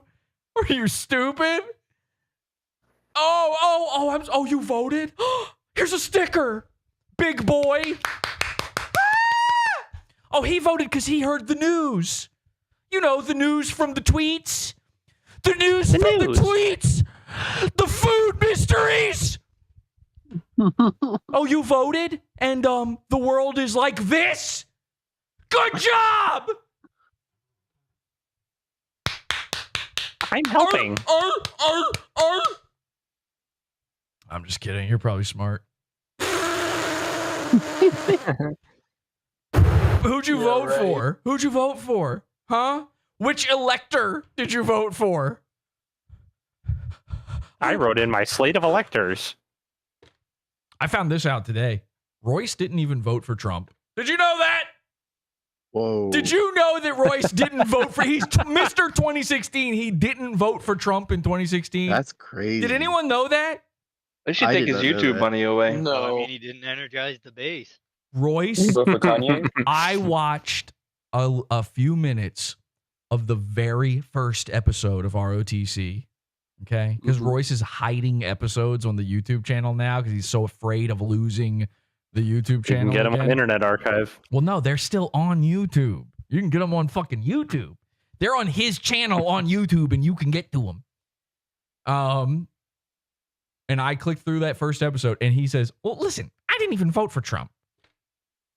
You didn't vote for Trump. Jesus. What is this all about? Who did you vote for? Yourself? Who'd you vote for? Satan? Well, he did help marry you to your wife. I guess he sort of earned your vote for that one. So, I don't know. I'm sure this surprise guy, he says Brooklyn Dad. Okay, I was going to say, wait, is Brooklyn Dad, does he think that's me or is he referencing the Twitter man? Brooklyn, isn't that like a guy on Twitter who's like an anti-Trump? A leftoid guy, yeah. Guy. So, okay, maybe he just means that. I don't know. I'm sure surprise is a fine and nice and smart guy. Can millennials stop using Gen Z slang? It's getting weird. Well, I agree with that. Okay, that's what we're talking. See, yeah, cooking and all that. Sorry, surprise. But it is frighteningly hilarious when a guy tells me he votes. I'm sorry. It's like finding out a guy smokes. You know, it's so crazy. Here's some of Royce's 2016 election coverage. Says, ahoy, guy. I don't think we got time. Maybe after show. We'll do that in the after show. How about that? Or somebody remind me of that. We'll do that in the after show. I'd like to see that. And I'll play you Royce admitting he never voted for Trump as well. Because I wonder if he's gone back. I wonder if he's lied now and said that he did vote for Trump back then. I bet he has. There's got to be somebody. We need one of these crazy schizo. Oh, I'm going schizo. I'm cooking. I need one of you schizos to cook on this for a second and find me the clips of every time Royce has talked about voting and whether or not he said he voted Trump or not. Okay. I need every instance of that and compile that, put it on r/merge, do the whole deal. I tell him, and I have a clip here. Listen to how he says Gaza in this situation. It really sounds like he's just repeating what the guy in the ear is saying. Voice in the Situation Room. I'm starting to think these guys have earpiece. Pulse Plus is in their ear telling them what to say. Would you support or oppose a preemptive strike by Israel on Iran? You have 2 minutes. Well, thank you. And thank you for those joining at home tonight. Let's keep in mind where this started. October 7th, Hamas terrorists massacred over 1,400 Israelis and took prisoners. Israel's ability to be able to defend itself is absolutely fundamental. Getting its hostages back, fundamental, and ending the humanitarian crisis in Gaza. But I mean, doesn't it sound like the humanitarian crisis in Gaza? Yeah. Like, he was waiting for some. We saw it. All right. Everybody ready? Your chance at $750 comes right now. Someone to unlock it for him, maybe. And maybe. And then we have him here. It's nope. Sorry. Boom, boom, boom, boom, boom. Nothing. You get nothing. Good day, sir. Okay, and then we have on to the next clip. Just keep it moving. We got to go. We got more tweets to look at. Doing this symbol to Pete Buttigieg, who's probably the gay guy in his ear. Oh, yeah. Trying to tell him, like, hey, thumb scratching. My earpiece is malfunctioning. Drug mules, among other things, regarding children. The drug mule. That's the symbol. Yeah, that's the symbol of to Pete, Mayor Pete. So Pete spent the whole week in Tim Walz's Remember butt. Pete? We're going to show you a clip of him giving a symbol. Then they show a clip of him giving the symbol, and then they say, we just showed you a clip of him giving the symbol. Welcome to Fleccas Talks, the show where we show you Fleccas Talks and then tell you that we showed you Fleccas Talks. I'm your host, Fleccas Talks. And now they should start doing that. Imagine them doing DVD commentary of their own show. What would that be at that point? The director's commentary on this? Yeah, we totally showed them what happened at the debate. Digging around in there. $750. I love when you made that point. In his ear. Little paws, little rat face digging around. Okay, that was half of a thought. It wasn't Fleccas who said it.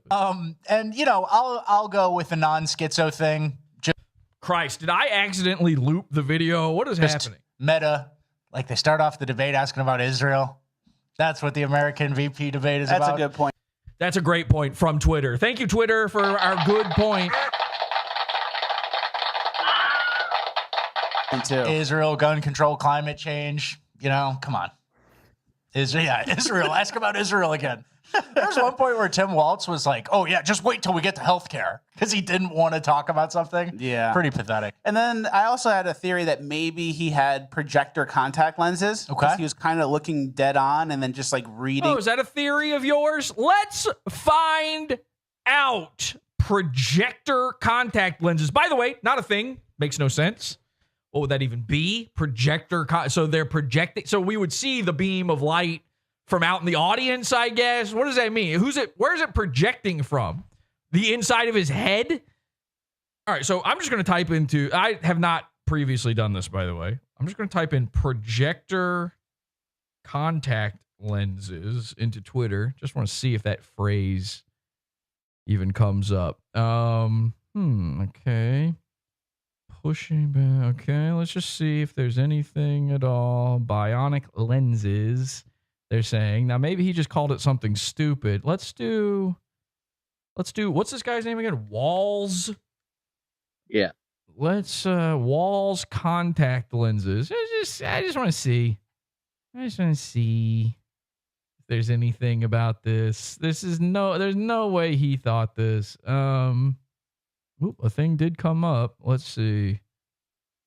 Projector contact lenses. Okay, somebody else looked this. I don't want to keep you guys waiting here, but somebody look to see if anyone else previously had said this. I guarantee you, he's calling this his theory. Which, by the way, I would be willing to believe.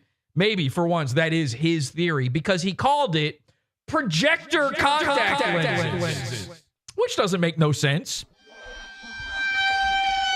Ooh, Tim Walz. Oh. But oh my God, they both are so horrifying. Yeah, they're making the same face. Sanpaku. Yeah, I'm just willing to bet that he read that somewhere. I would love to see the tweet he stole that off of. A script and he didn't have the emphasis and tone where needed. So that could be it. Yeah, he looked at a script and then he looks over at the laptop. He looks at his own script. And then he had that big eyes moment where he had like his eyes. Whoa, ladies and gentlemen, we already got it. Ahoy, guy. This is not the thing we were just talking about. Hang on a second. Not to get your hopes too up, but let me open the link.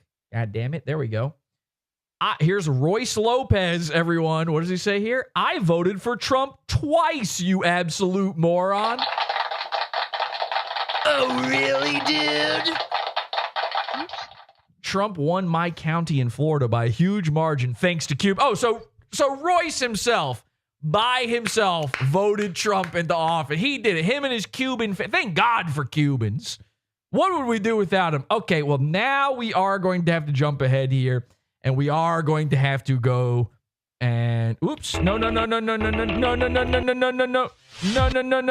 Sorry. We're going to have to find. Oh God. Where is it? Let's find that at the Revenge of the Sis full episodes playlist. Okay, perfect. And here's episode 1. This is the first show they ever did, September 1st, 2017. So remember, these guys started a podcast about 2016 in the year 2017. That's kind of a preview of how things are going to go.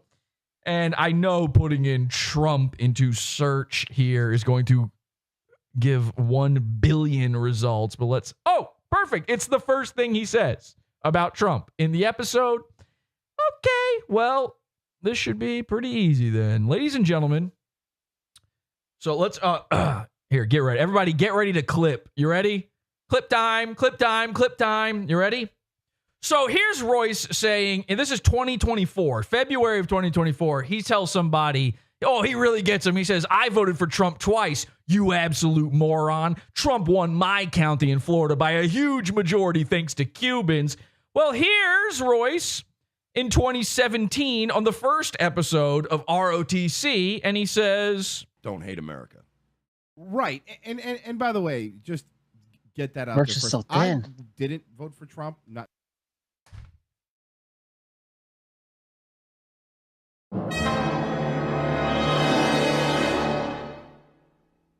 You want to hear that one more time? And by the way, just get that out there first. I didn't vote for Trump. Not. And by the way, just get that out there first. I didn't vote for Trump. Not a Trump. Didn't vote for Hillary, but that's. He's starting to say not a Trump supporter. You hear that? Get that out there first. I didn't vote for Trump. Not a Trump. Didn't vote for Hillary, but that's the common ground that I believe. I voted. Okay. Well, at least I got the one thing. Yeah. I didn't know Cubans were such liars. Well, that's what I took away from this. I've learned so much about Cubans. Thank you, Royce. All right. Well, there you go. I just happened to have seen that before the show. What a perfect little thing right there. Has anybody even looked into that before? All right. Let's go back to the Fleccas here. Again, Fleccas, new goon of the show. How do we feel about Fleccas? Yeah. He's the spoon goon. Yeah. All right. We'll be right back after this. More ROTC coming up. More Fleccas.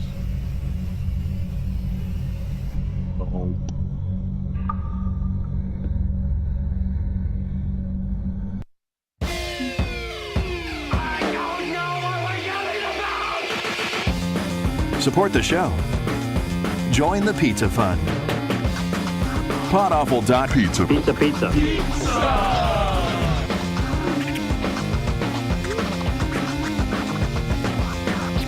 Podawful.pizza.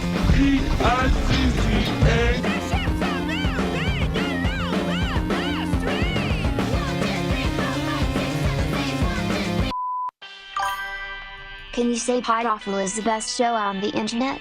Barry Caravello Live is the best show on the internet. How about this? Snap to, sit up straight, and say, hey, I'm Barry Caravello, and I think Podawful is the best show on the internet. Look, all right, I'll be nice and I'll say I think Podawful is the best show on the internet. But I really think my show's the best show on the internet. But when I snap out of this bunk, is when my show's the best show on the internet. Nah, not tonight. Far from the best show tonight. Not tonight. Exactly. Tonight, no good. And we're back. Woo! Fleccas! Yeah! Let's fucking goo. Podawful.pizza. Podawful.pizza, real quick before we continue. Again, I took that little week off there, not just because it was my birthday, by the way, but also because I'm working on some other very big things for the show. Very, very cool stuff. And the podcast did not sleep. And in fact, if you missed out on it, then you just slept on the podcast because there was more content posted, and it was posted over at podawful.com. The Pizza Fund, we posted 2 brand new Pizza Fund only shows over there. One of them only $1. It's in the dollar level of the show, and it's the Pizza Fund, and it's called H2BH, the show, MC Lance and the Lanceophiles. If you recall, this guy Lance that we've made fun of many times, goon of the show, he's actually, somehow he's becoming like a public domain goon that lots of people make fun of and troll now, now that we've kind of let him go a little bit. And Lance is, how would you describe Lance, guys? How do I even explain this to people? Sort of like mentally a retarded pedophile. Yeah, retarded pedophile. That's right. So Lance, he keeps worming his way into all these communities, and they don't know about his proclivities. So I showed up one time. He was apparently talking to Slipknot, and I don't know, Slipknot has a podcast or something, and they were talking to Lance, and I got on the podcast, and I told them all about Lance and the Lanceophiles, which of course is a Discord group filled with elderly, like octogenarians who want to kill and eat Lance. Very interesting, very funny stuff. Go check it out. Dollar level of the Pizza Fund. And also, we have a Pod After show. This is kind of odd because this came out weeks after the fact. We usually do the Pod After show right after. But I posted this one. It's Comedy Shaman's 9/11 Can Car Fuel Felt Clay Streams. And this is the Pod After show to our 9/11 Crashtacular episode, which kind of spoils what that episode is about, which is why this came out weeks later. But basically, if you've already watched that episode, you know there was an entire catfishing operation, false flag against Comedy Shaman, run by this girl, Lisa. And Lisa did a terrible job.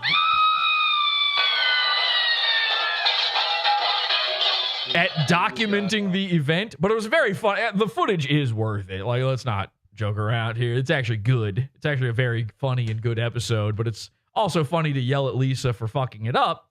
And so we yelled at Lisa a little bit more for fucking it up. And you can find it over. This is actually in the, so we did one small one, $1 level, one $20 level of the show. There are levels in between those two if you're brand new. Don't worry about it. Podawful.pizza, get access to tons and tons of stuff. And remember, that doesn't get you access to just this one thing. It gets you access to all the stuff in the levels. But this Pod After show is special. It's different. I had to put it in a slightly higher level because of the things that happen in it. Basically, we torture Lisa. We force her to do things. She tells us the entire story of catfishing. She, on her own, catfish Comedy Shaman. It was like disgusting. It was sick. I warned him for months that he was getting catfished. So once again, Comedy Shaman catfished himself. Podawful one.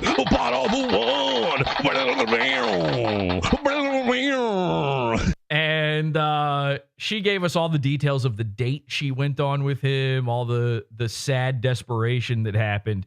And then We made her beat herself up. We made her hit herself. We made her go into gas stations and tell people she's taking a big shit and all these other punishments. It's very, very funny.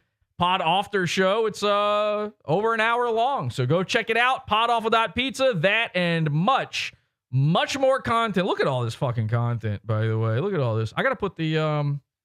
I should highlight the Awful Ween episode since we're in October. We will be having Awful Ween at the end of this month. That's a thing that Pod Awful invented, Awful Ween, and now there's a thing called Kino Ween. So whatever. But anyway, so we got a lot of content for you. Podawful.pizza. All right, let's get back to it. Fleccas and then some ROTC. Big and look stupid. Yeah. And you'd look at that and go, oh, this guy is weak and out of control and not very sturdy. I don't really trust him. Yeah, he's shell-shocked. Yeah, like a deer in headlights. And then the media covers for him. Waltz's wide eyes show his passion. That's the best. And this is Politico, I think, who covered for it. That's the best. In the chat, Tiny Lion says, I thought Jesse took about a month-long break from the podcast, but turned out the YouTube channel just got deleted. Podawful.com. There will be shows all the time. You will never miss anything. If you can make a free account, by the way, at podawful.com, totally free, and you'll never miss anything. And I keep saying this. I've been running by the way, while I was gone, there was a 24/7 Podawful stream going. And which had an unusual amount of people watching it at all times. Congratulations to the total freaks out there who've got nothing going on. It was actually, I would just check in on the stream every once in a while, and it was very sad to see how many people were watching this. But I invented a brand new thing called second screen content. This is new technology that I've created. And basically, we had this 24/7 stream going on, where it's playing all these old, it's from my channel and from all the archivist channels. So thank you to the YouTube archivists out there who have been putting stuff up. I put this all on a playlist and I started streaming it 24/7. And I've got a little banner running at the bottom of the stream. And it's just a bunch of silly URLs that I've got. I own a bunch of urbanmoving.systems, podawful.pizza, awful.tube, awful.world, infowarp.net, all these different ones. If you take that awful.tube and you bookmark it, when this channel goes down, and it will, you will have a link that takes you to our new YouTube channel instantly. The second I start a new YouTube, if you ever go, oh, what's happening? I haven't seen Pod Awful in a while. Check awful.tube. Okay? The channel goes down every year, sometimes twice in a year. Awful.tube, bookmark it, awful.com. You'll miss nothing. Thank you for saying that, Tiny Lion, so that I remember to tell people that. Is when there's a body in the wreckage, and then the media has to find a way to spin it. The more wrecked the person is, the harder to spin. And it's like, there can't be a single person on earth who believes this, right? There can't be someone who slurps this up and goes, yeah, he's passionate. He wasn't fucking rattled. I swear he wasn't rattled. Eye popping can sometimes be a sign of surprise, but for Waltz, it simply revealed his emotional intensity, like during an exchange about abortion. So he really wants to kill the kids. Yeah, he's passionate. Yeah. And then JD Vance, who just... Yeah, he's passionate. Good sum up. Fleccas, go take a break. Just walk it off. Get out of here. You don't even need to be here at this point. Put a cardboard cutout of your face in the chair and then just let this guy read the fucking articles. That's the show. Looked normal. Mm-hmm. His beard was actually, it matters. It says, yes, Vance's beard matters. Vance is the first White House wannabe to wear facial hair in 80 years. Research indicates that voters see beards more masculine. That can be positive to some. Oh, really? Why is that? But to others, especially women, it can be negative, conveying aggression and opposition. I love having the exact text read back to me. Yeah, no summary, nothing. No make 'em ups, no little gags in between. They got no words about it. Oh, well, maybe. You know what? We jumped ahead. Let's see what they say. $7.50 on the line for every single person in the audience. Just ideal. So if that's what they're talking about, you know it was a massacre, right? Yeah. If they're talking about still images from the debate and how being wide-eyed is actually good, then Damn it, again. What do you mean if they're talking? They are talking. You just read it. Are these guys going to start wang sipping soon or what? We need something. We need something. By the way, just notice this. Our most hated man. We got to figure out this guy's name or come up with a name for him because I hate this guy. I hate this guy. I don't care. He's partially off screen too. That's Fleccas, weird. yes. They got a big case of the not gays, so they're sitting as far away from each other as possible. He's got his microphone on a stack of books. Do you see this? Look at this. It's not high. You couldn't get a higher stand. You went with books. Now it's harder for you to read your script.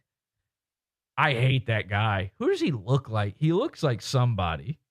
I don't like. He looks like that Adam Ruins Everything guy. No, I Kinda disagree. looks like Millhouse. It kind of looks like Vouch a little bit. Yeah, okay, a little bit. All right, well, we're gonna figure something out for this guy. I hate him. Looks like Jared. Oh, I know what I want to call him. Corpse. And Politico really had nothing to say, right? Yeah, and then someone summed up the debate, which I thought was pretty good. Can you read the original tweet and the response? Well, there was a big moment in the debate. A lot of people, I assume, kind of didn't see it. It's more of a. Could you please read That's the tweet? what I was getting in my DMs. People were like, "I'll wait until you guys recap it for us." But there was a moment where.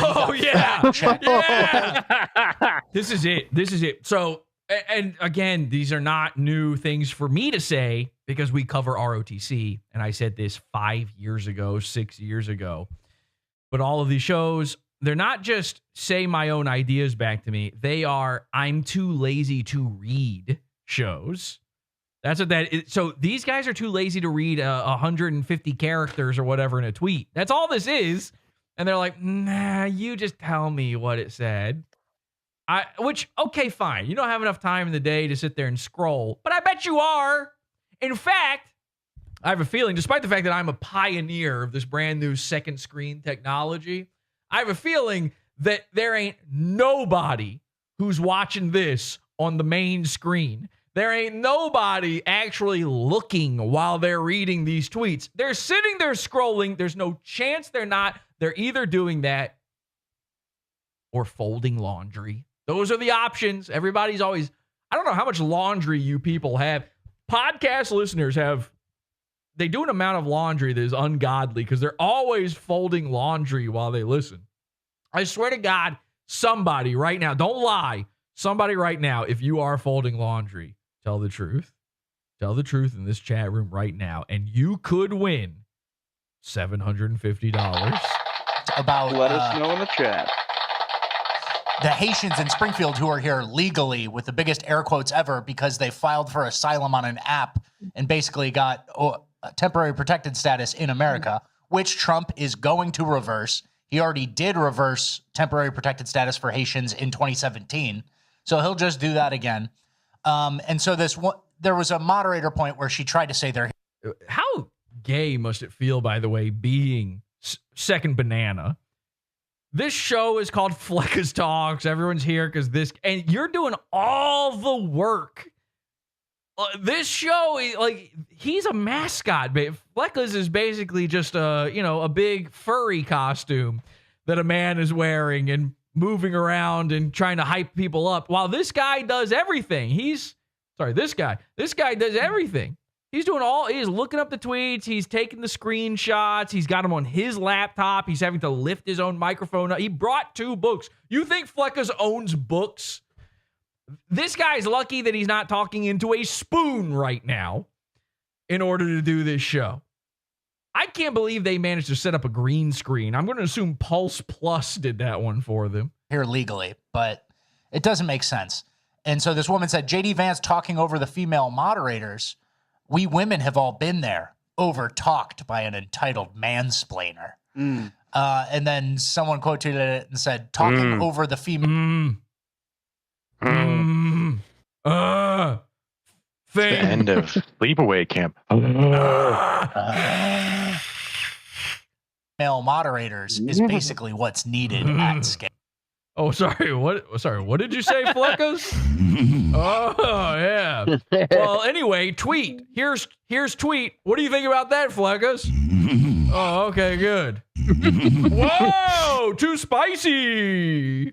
That's where we're at. Yeah. Well, let him cook, Eric. Let him cook. Come on. We need to be fact checked. We'll let the power brokers cook, and let. Come on! Come on!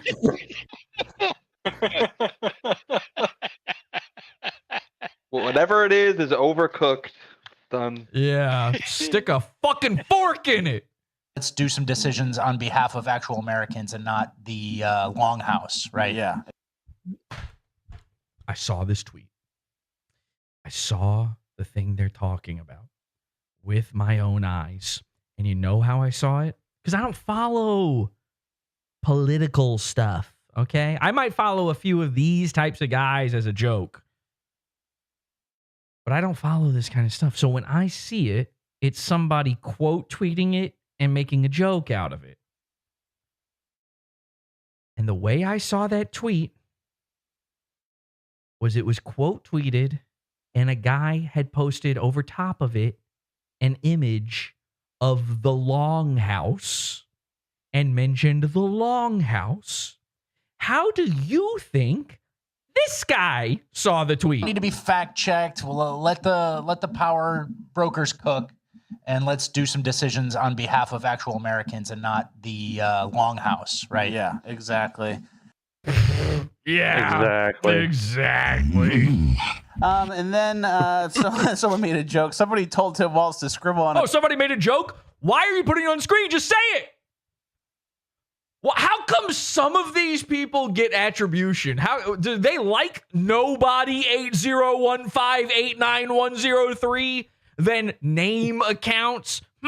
What is the difference, I wonder, between this guy and the accounts they're just stealing from? Oh, nobody's ever seen these accounts. Now, you would think you would rip off from the accounts you've never seen. You would think it would be the big names. That's who you would try to give the attribution to, because you would rip off this guy because nobody's going to know that you did it. Nobody's ever going to see that he did it. No. That's backwards. That's not internet thinking. That's logical thinking. You're a normal person and you're thinking wrong. That's not the way this works. They rip off the big guys and give no attribution because they know it works. They know it's effective. That's what memes are. Memes are just people ripping each other off, basically. It's just stealing. All right. And they know that. It's like a known thing. People know that about me. And they reference it in the memes sometimes.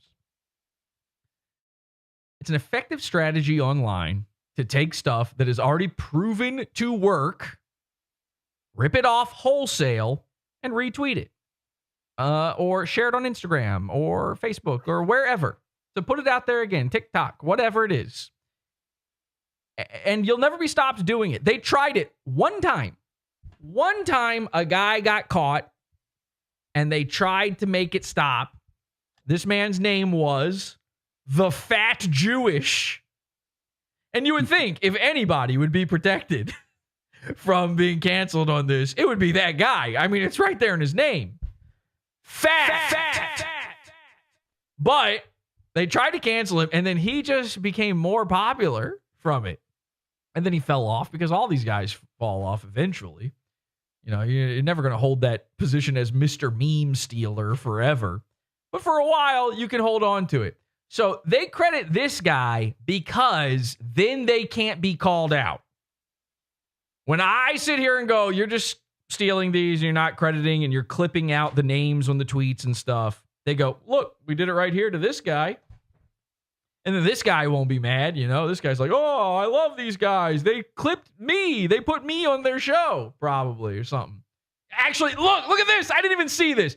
Follow back, it says, which means this guy is one of their followers. This guy might have even sent it to them. So this guy gets credited because he's one of their guys. This is a guy this is a fan of their show. They steal the stuff from the big guys because they know it's got enough likes on it that you will like it. This is untested. This is like scary. This is dangerous for them to do. But this is one of their guys, so it's, worthwhile. All right, what is it? Piece of paper every time he wanted to flail his hands. Yeah. Somebody told Tim Walsh to scribble on a piece of paper every time he wanted to flail his hands. I'm only repeating that because I cut off a part of it. I don't think that you need to hear it twice, just to be clear. And also, it's kind of hard to read on my screen. Let me say it one more time. Somebody told Tim Walsh to scribble on a piece of paper every time he wanted to flail his hands. Now, let me play it one more time, them saying Joke. Somebody told Tim Walsh to scribble on a piece of paper every time he wanted to flail his hands. Yeah. Because he was constantly writing things down, which is weird because he doesn't seem like a note taker to me. Yeah. He doesn't seem like a real thinker who's writing his ideas. I think it was just probably easier to hear the question, and while Vance is answering, the guy in the earpiece tells you what to say, so you don't have to listen and repeat at the same time. That's tough. Yeah. So and then occupy your hands thing so you don't flail. You don't flop around. He wanted to get crazy with it. And then there was another meme that happened, that yelling leftist girl. Okay. This is the craziest sentence I've ever heard in my entire life. It probably just washed over you. You probably didn't even notice it. This meme that happened. Okay, thank God. Thank God. Thank God. I felt crazy. I'm listening to this. Kelsey's playing it, and they said that, and I didn't know what to do. I wanted to get up and fly through the ceiling, break through it, and float into the atmosphere forever. This meme happened. What do you mean it happened? It's like abiogenesis. It just occurred on its own. To get crazy with it. And then memes just spring out of fucking thin air, I guess. This is another meme that happened, that yelling. Yeah, this meme happened. There is a name on the tweet above this image. You could have kept it. It didn't happen. And by the way, you're just showing memes. That's not even content anyway. This is nothing. Leftist girl looks exactly like Tim Walsh, which is good. Yeah. Yeah, exactly. They're the Thank same. you for explaining it. They're the same guy. Yeah. Well, this is for the fucking visually impaired people in the audience. They got to explain. I mean, it's a podcast. You do have to do that. I always try to make it so that the audio only people know what's going on. You do have to say stuff that is visual only sometimes. It kind of makes an awkward thing for YouTube. But I have a feeling he would have done that even if they were not a podcast. I think there's an audio only version of this. They call it a podcast, but maybe not. Yeah.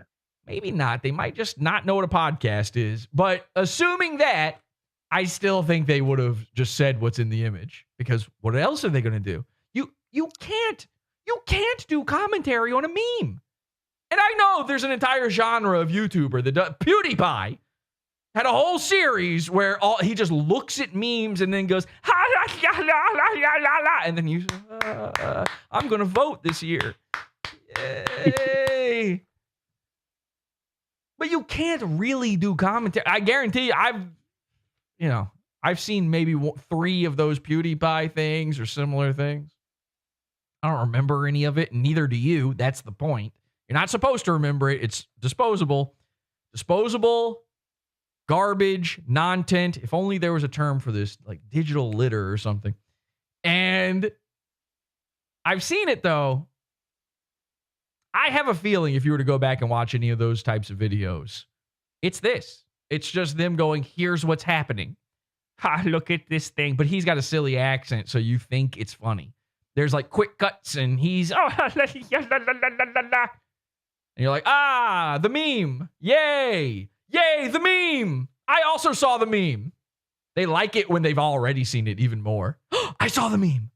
You saw the same meme as me. It's like when, lovers in the 1700s were both looking at the moon at the same time. They're like, I can't believe this. We're looking at the same moon.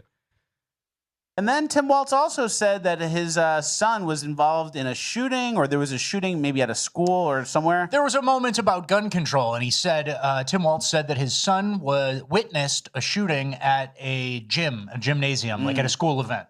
So we looked into that. Gym? A gym from The Office? What do you mean a gym, like a gymnasium? We know what you meant by gym. You didn't have to clear that one up. A gymnasium. You don't like to have at high schools. Yeah, because it sounds bad. It sounds like a school shooting. Yeah. And here's who it was. The shooter was sentenced last winter. Wait. Roll that back. At a gymnasium, like at a school event. So we looked into that. Yeah. You looked into it? Our crack team researched this. Yeah, what do you mean you looked into it? Or do you mean this is the reply to the tweet about it? Like a school shooting. Yeah. And here's who it was. It's a tweet.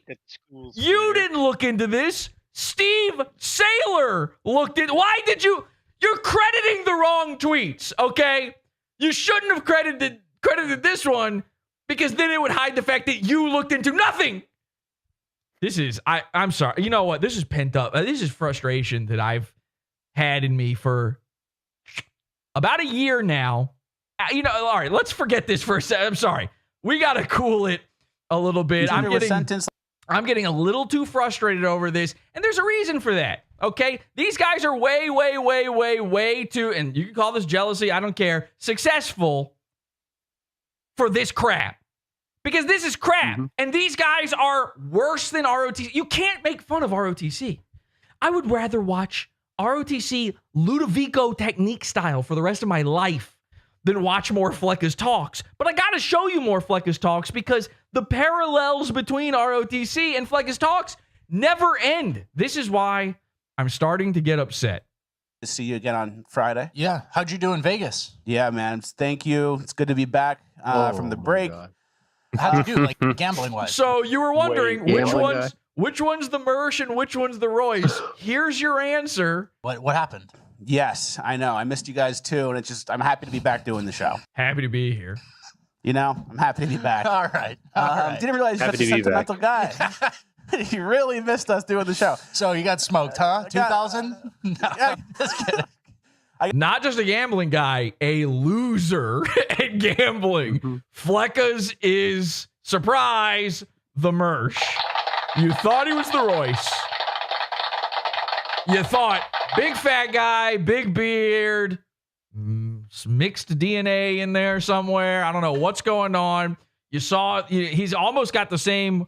What do they call that? Royce's disgusting eyes. His dusty eyes. What do they call it when a child's eyes change because they were mershed as a baby?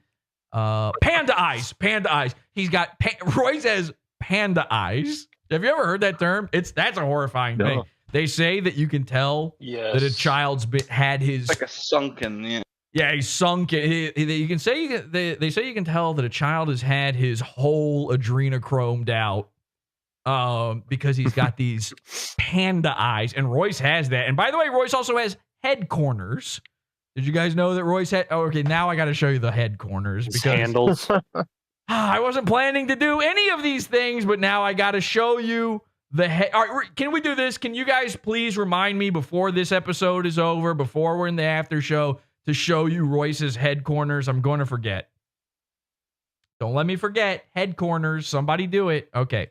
Headquarters. So you thought this was Royce the whole time. Secret Mersh. Gotcha. Got pretty smoked. Well, here's what happened, right? I got smoked. Okay. And then you cooked.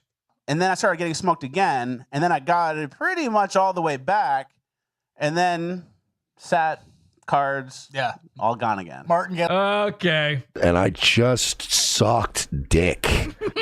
System didn't work. Yeah. We'll see. None of my systems worked. Okay. And all the money is gone. Yeah. So Fleccas is a Vegas guy. He's a Florida guy. And this is another reason I've been so frustrated about it. Of course, we've had the goon alarm, which have you noticed I don't really play the goon alarm anymore? Yeah. Like it doesn't come up very often. We're going to bring it back because I made this thing called the Goon Alarm 6 million. It's incredible, but I'm letting the Goon Alarm cool for a little bit. I've been doing this on purpose because earlier this year, everyone discovered the Goon Alarm. Now, the Goon Alarm is what we call the low battery smoke detector. We've been calling it that for years because we noticed that every goon has one of these. Everybody else has decided this is a racism thing, and it is. It is. Black people all do have this, and we've all always know. All right, Greg, hang on a second. You keep saying "boo" for 29 seconds. Let's see if we hear that chirp. Chill out. Yeah, that's what I fucking thought. That's what I thought. Now I'm going to explain. Chill out. Here's what I want to do more than anything. I want to get a fireman's hat and I want to go to underprivileged communities, so lower socioeconomic communities, and I want to just show them 9-volt batteries. It's going to fucking blow their minds. It's going to be I'm going to create a cargo cult around 9-volt batteries. It's going to be like The Gods Are Crazy. Is that the name of that movie? Gods Must Be Crazy. Yeah, it's going to be just like, you just take a 9-volt battery and chuck it into the ghetto and watch them go, oh! It's like the opening of 2001. All right, that was maybe too far because of the nature of apes. Hey! I didn't. No, not the apes. I was talking about a different scene. That's copyright infringement. That's why it's a problem. I was talking about the guys in the space shuttle because they're all engineers. And stuff. So anyway, everyone has decided. You take a 9-volt battery, chuck it into the lowest class neighborhood you can find. They're not. They've never seen that before. It's crazy. Everyone just figured that out this year. We've known about this forever. I've been doing the sound drop of the goon alarm forever. The ping. I'm not even going to do it right now. Okay. Because everyone found this out, and now everybody's added it to their soundboard. Okay? Like, for instance, when is this episode from? This episode is from February 2024. Black History Month, everyone. And this is right around the time where I was like, oh, I put way too much effort into the Goon Alarm 6 million because I'm not going to be doing this for a long time. I don't even want people to see it. It's embarrassing right now. I'm hoping but maybe it'll be hacked by the time I bring it back. You know, I might have made a mistake by not doing this, but all right, basically we were the first people on the internet to ever do the low battery thing. I'm the first guy to ever have it as a soundboard thing. By far, it's not even close. I'm 100% claiming that. Find somebody who did it before me. I dare you. And now everyone's doing it. And these guys, when I heard this, was something happening? Must be if the article headline was that. Please tell me. And then the article goes on to say, one example, in Somali homes in the Twin Cities, smoke detectors with low batteries beep around the clock. Many believe the devices beep when they're working properly, or that it's the landlord's responsibility to fix them. Such misinformation could be corrected with a community-wide effort. So the chirping fire detector, which means the battery is low. Fire detector. He doesn't even know what it's actually called. Sorry, but you're now the guy who doesn't know what a 9-volt is if you can't even get the name of the thing right. Is the landlord's responsibility, and then these people aren't able to put a D-volt battery. A D-volt battery. Are you starting to understand my frustrations here? You don't get to make fun of black people anymore. Sorry, black people are above you, okay? And I've always believed that. Black people are way higher on the food chain than 2016 grifter guys. Into a slot. Thanks, Jesse. Oh, sorry. Are you noticing anything here, by the way? Welcome to Cringe of the Week. This is the Cringe of the Week section of the show. You couldn't torture that information out of me. That's like the most embarrassing thing ever, and it's being quoted in the sleep inequality study. That there's a constant chirping in their house because they can't work a smoke detector. It's pretty embarrassing. And there it was. By the way, they don't even have. They're so bad. This is not a live show. They don't do this live. This is pre-recorded and edited. They edited that in, so they don't even have it on a soundboard, but they threw it in there. So you can see my frustrations. They've got Cringe of the Week going on here, and then this one. This was the final straw for me. Okay. This is from 9 months ago. Check this out. All right. Here you can see, here's their address, by the way. If you want to show up and wait outside their P.O. box to let them know how you feel about their show, give them a gift of some kind. They're in St. Petersburg, Florida. And you guys send us good stuff. People send us nice things. People send very nice stuff. Good schizo shit, too. Christ almighty. Oh, God. We're going to have to send these guys a chef's hat and a pot and one of them wooden spoons so they can cook. Like schizo art. So. Nice handwritten notes from old ladies with like a check for $25. Yep. That's not a joke. Their audience is old ladies. That's the kind of stuff I like.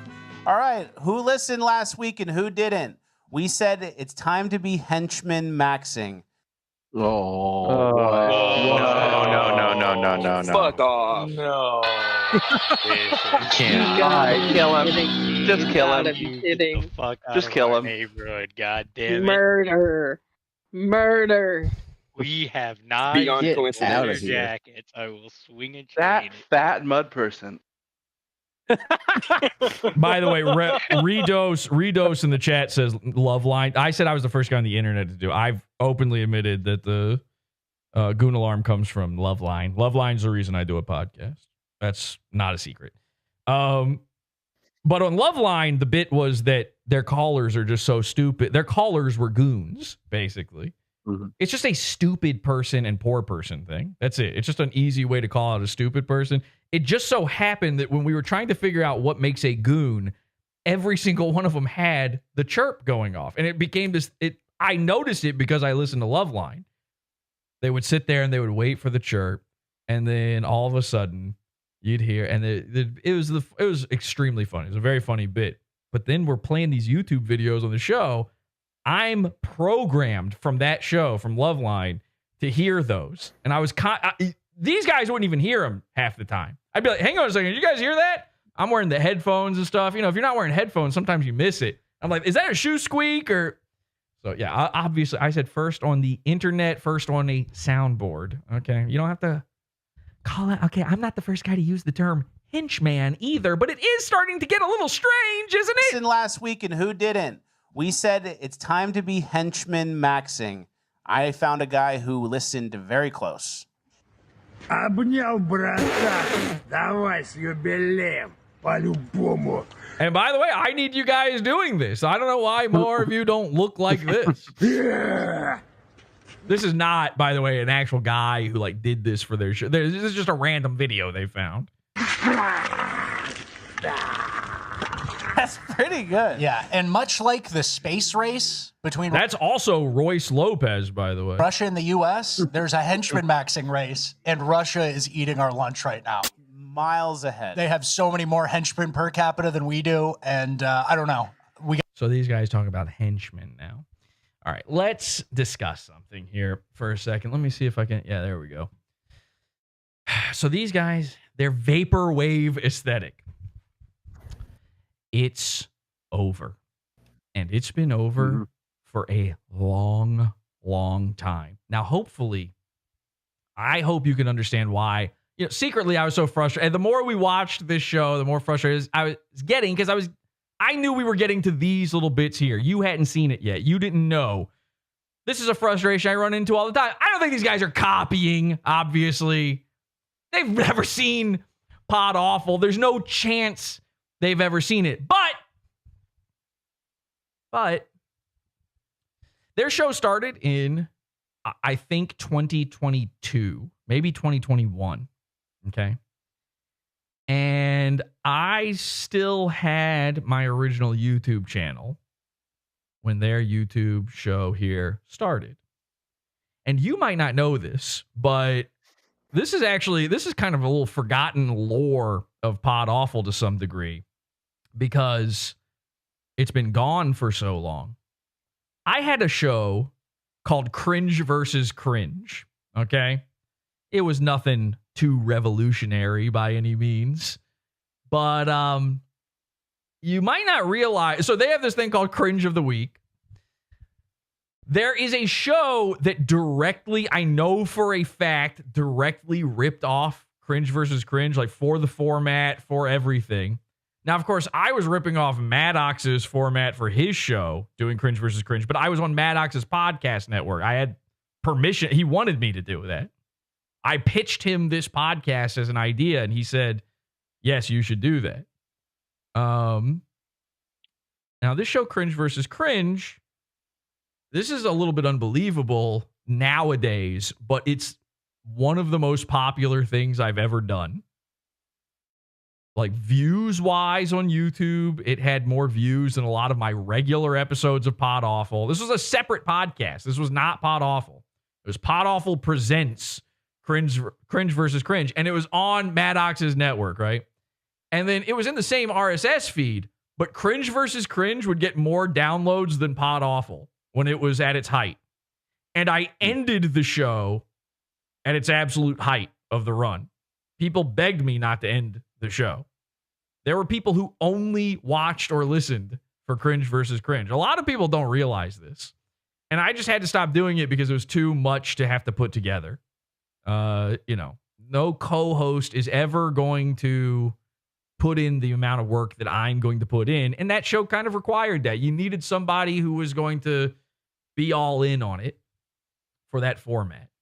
And so I put it to bed. And I was just done. It's not what I wanted to do.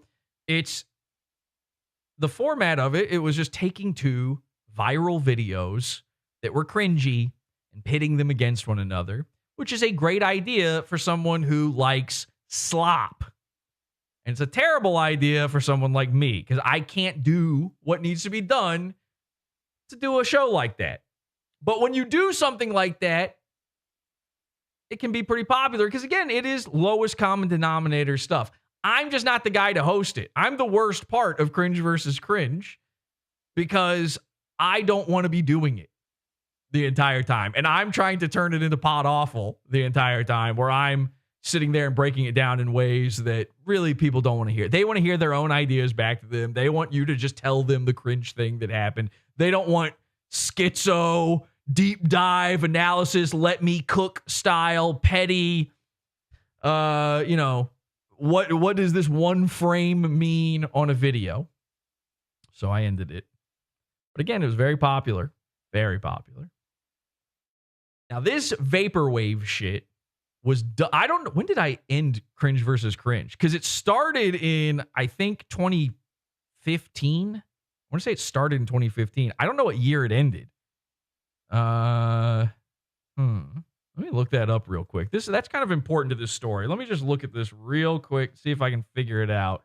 And of course, I've never really put these episodes on the Pizza Fund, so I'm hamstringing myself here on this one. As a result, people are always asking me to put those back up, and I just never do because it's too much work to bother with.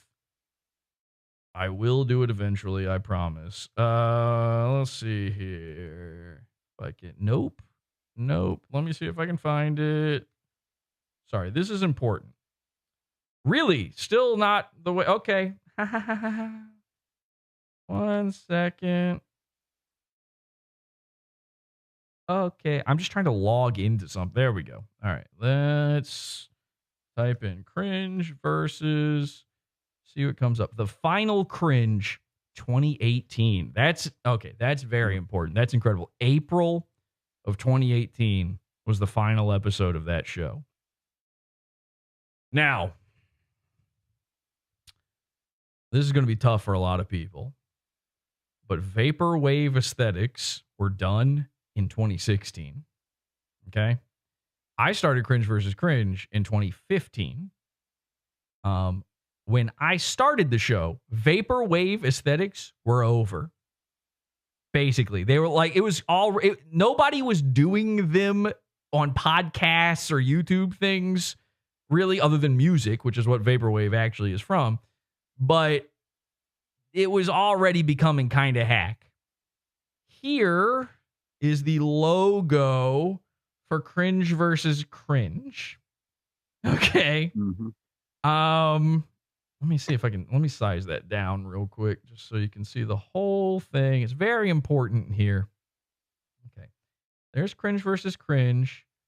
Fleccas talks, Cringe versus Cringe. Fleccas talks, Cringe versus... Now, if you ever see anything with this fucking grid on it ever again, I need you to back away from your computer and kick it off of your desk, unplug it, and throw it into the harbor. And never, ever interact with anything with a grid on it again. The grid is over. I'm guilty of the grid. This is why I'm showing you this. I'm guilty of the grid. But I promise you, and nobody's going to believe this. I promise you, no one was doing this when I did it. When I made this logo, which took forever, by the way, this was a lot of work. I made this by hand. Like I do all of the graphics for this show. I want to say like a month after I started doing Cringe versus Cringe with this logo, which, by the way, the intro of the show and this logo and everything about it. And there was like a grid that happened at the end of the show too. I just remembered that. All of that shit was for a purpose. These embarrassing, I'm completely embarrassed by this, by the way. These embarrassing VHS, glitchy, low quality VHS graphics, which have their place in some cases, but not in this one. They had a point to it. And the point was that I wanted to, take these old, we're kind of watching old YouTube videos at the time. And it had that feeling of like breaking out old VHSs and watching B movies. And that was the point. And the intro of the show kind of played along into that as well. So this 80s aesthetic, VHS aesthetic, it's not actually vaporwave. People call this stuff that now, but at the time it wasn't. And the grid hadn't been overdone yet. But I'm guilty of the grid, so I'm putting it out there. The grid gives you grids, okay? You cannot do the grid anymore. And ROTC has this grid. They've got the grid. Fleccas Talks has all of these 2016 guys have the grid. I had the grid in 2015. I stopped the show in 2018. We're done with the grid. A month after I made this logo, somebody created a vaporwave or whatever they were calling it at the time, generator. You remember that? Yeah, I remember that. And what did it have? It had a big pink triangle. Grid and the triangle. Triangle, the grid. It might have even had the lightning. Might have had the sun. It might have had the sun, which of course, ROTC has the sun. These guys, I don't think, have the sun, but they've got the mountains, the grid mountains. This is so over. And this is a thing that, this is what people don't get about. This is the people when they do this thing and they don't understand. I knew what I was doing when I used it. And I knew that it was a little, I probably shouldn't do this. This will be gay in like 5 months. I thought it'd be 5 months. It turned out to be 1. But this whole thing with the grid and all that, it barely ever existed for real. There's like 12 paintings from the 80s that had the grid. Go try to find like legit art like this. It's not real. It wasn't really a thing so much. It's like more of a feeling. It's evocative. And then when everything starts doing something like that, it becomes self-referential. Now you're no longer evocative of the 80s. You're evocative of the people attempting to be evocative of the 80s. And it wasn't even cool to be evocative of the 80s anymore in the fucking 2010s. Like, that was over with by then. Everything's on a 20-year cycle. We were past that at that point. Okay? So... But we still need Ghostbusters sequels. Well, thank God for... And by the way, put a grid in Ghostbusters. What's going on with the goo? They never solved the problem with the goo in Ghostbusters 2. The goo is still under New York. What happened to the goo? And by the way, I should have been goo maxing at the time. I'm Mr. Goo. Now people do goo. I should have made my whole aesthetic goo, is what I'm saying. Everything should have been goo. And we are going to start gooing. And in a month, everyone will be 100% goo maxing. They'll out goo me at that point. I work slow. I work real slow. I'm a goo cell. I wish I could be a goo I'm a goo cell. I'm gooning. So this grid thing, I'm not saying they ripped it off from me. I am saying the likelihood that I had the first podcast to use this type of graphics is high. And it's very, wait, what is this? Somebody posted something. Retro style, Trapper Keeper, no flaws. This is modern, made to look old. This is modern, made to look old. Yes. Okay. Let's look at this. So this was just posted in Discord. So this is them referencing stuff as if this isn't what it looked like back then. They never had their graphics never looked this good. These were paintings back then. They weren't graphics. There's like one guy made these. And it's like, a guy driving. It's like a Coke advertisement. By the way, these were all advertisements. All these like all that stuff you vaguely remember that looks like this kind of thing, they were all ads. So it's kind of sick, really, to just constantly be referencing this stuff.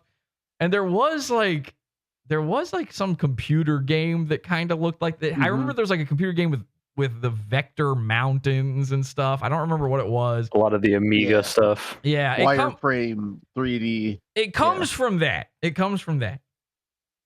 But listen, my point is, I made a mistake. When I made this I think this is great. I think I did a great job with this image, but the timing was very poor. Vaporwave had already been a thing for like 4 years at this point. And again, it's not really Vaporwave. It's more that 80s retro thing. People call this Vaporwave now, and they call this Vaporwave now, and everybody's got the grid. You are in for someone who ain't got nothing to say, ain't got an idea in their fucking head the second you see this grid.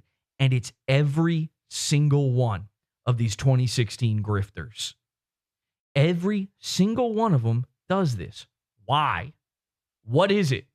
Because again, I don't think they're copying Podawful for real, although there is a possibility.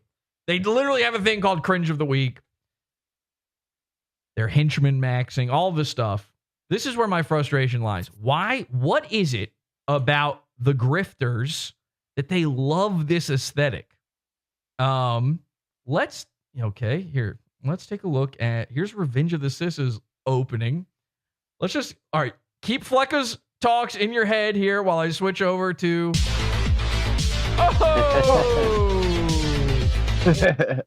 Now, when the ROTC guys did this, I'm going to be honest, I kind of got it.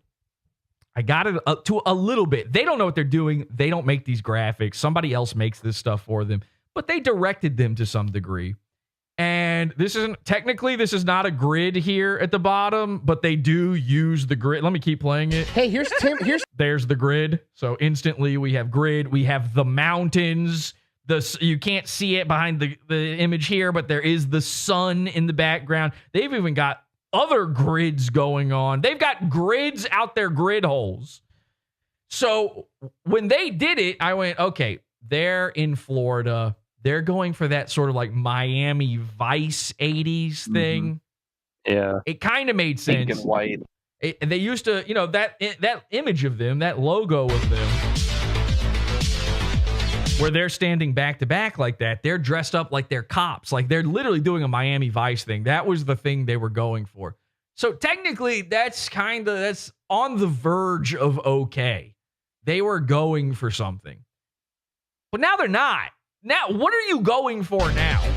Hey, here's Tim. And even like the music they use is synthwave. It's not vaporwave. Vaporwave is like slow and quiet. Vaporwave is like literally using other songs and then slowing them down. It's like almost nothing. Yeah. But yeah, synthwave, vaporwave. Some people now call this cyberpunk, which is very much a different thing. But that's fine. All of that, fine. Whatever you want to call this thing, what is it?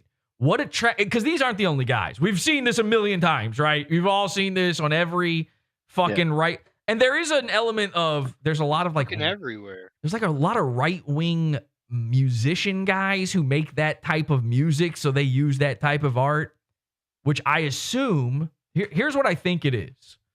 I think it comes from those guys that make the right-wing guys like to make music. And what they do is most of the time, it's like a parody of real songs. And then they just make it about what the Jews are up to that day. And you go, okay. And then you start to fear for your life around these people. And the easiest type of song to make is a parody song, right? Because it's a song that already exists and you just put new lyrics over top of it. It's almost no work. And then it's literally no work if you do a bad one, which they all do bad ones. So when they do try, the little bit that they try, they make a song that is synth wave or one of those. Why? Because it requires no knowledge of instrumentation. You don't have to know how to use a guitar or a drum. You can just do your Fruity Loops on that. It's zero effort. This is the sick part of it. is down to the things that inspire these people, which they don't know what's in. Mersh, look at Mersh. He's wiping his nose as this clip begins. He's got no idea. He's eating his fingernails. Royce is panda-eyed. These guys don't even know what it is. They just copied a different fucking 2016 grifter. Remember, their show started in 2017. So in 2017, they went, well, what was everybody doing last year? Let's do that. They copied those guys. Those guys were copying the musicians. And it all boils down to what is the easiest, lowest effort thing to do? It all boils down to that meme generator from a month after I made my logo, because you could literally go online and generate a brand new logo out of it or a brand new meme out of it. And that thing was everywhere in these right-wing circles. It's pathetic. And by the way, this has been very like anti-right wing. So I don't want to give the wrong. I'm not left wing. Okay. I'm two wings and I'm flying above all of it. I'm on the moon. I don't give a shit about any of this. You're all gay for caring.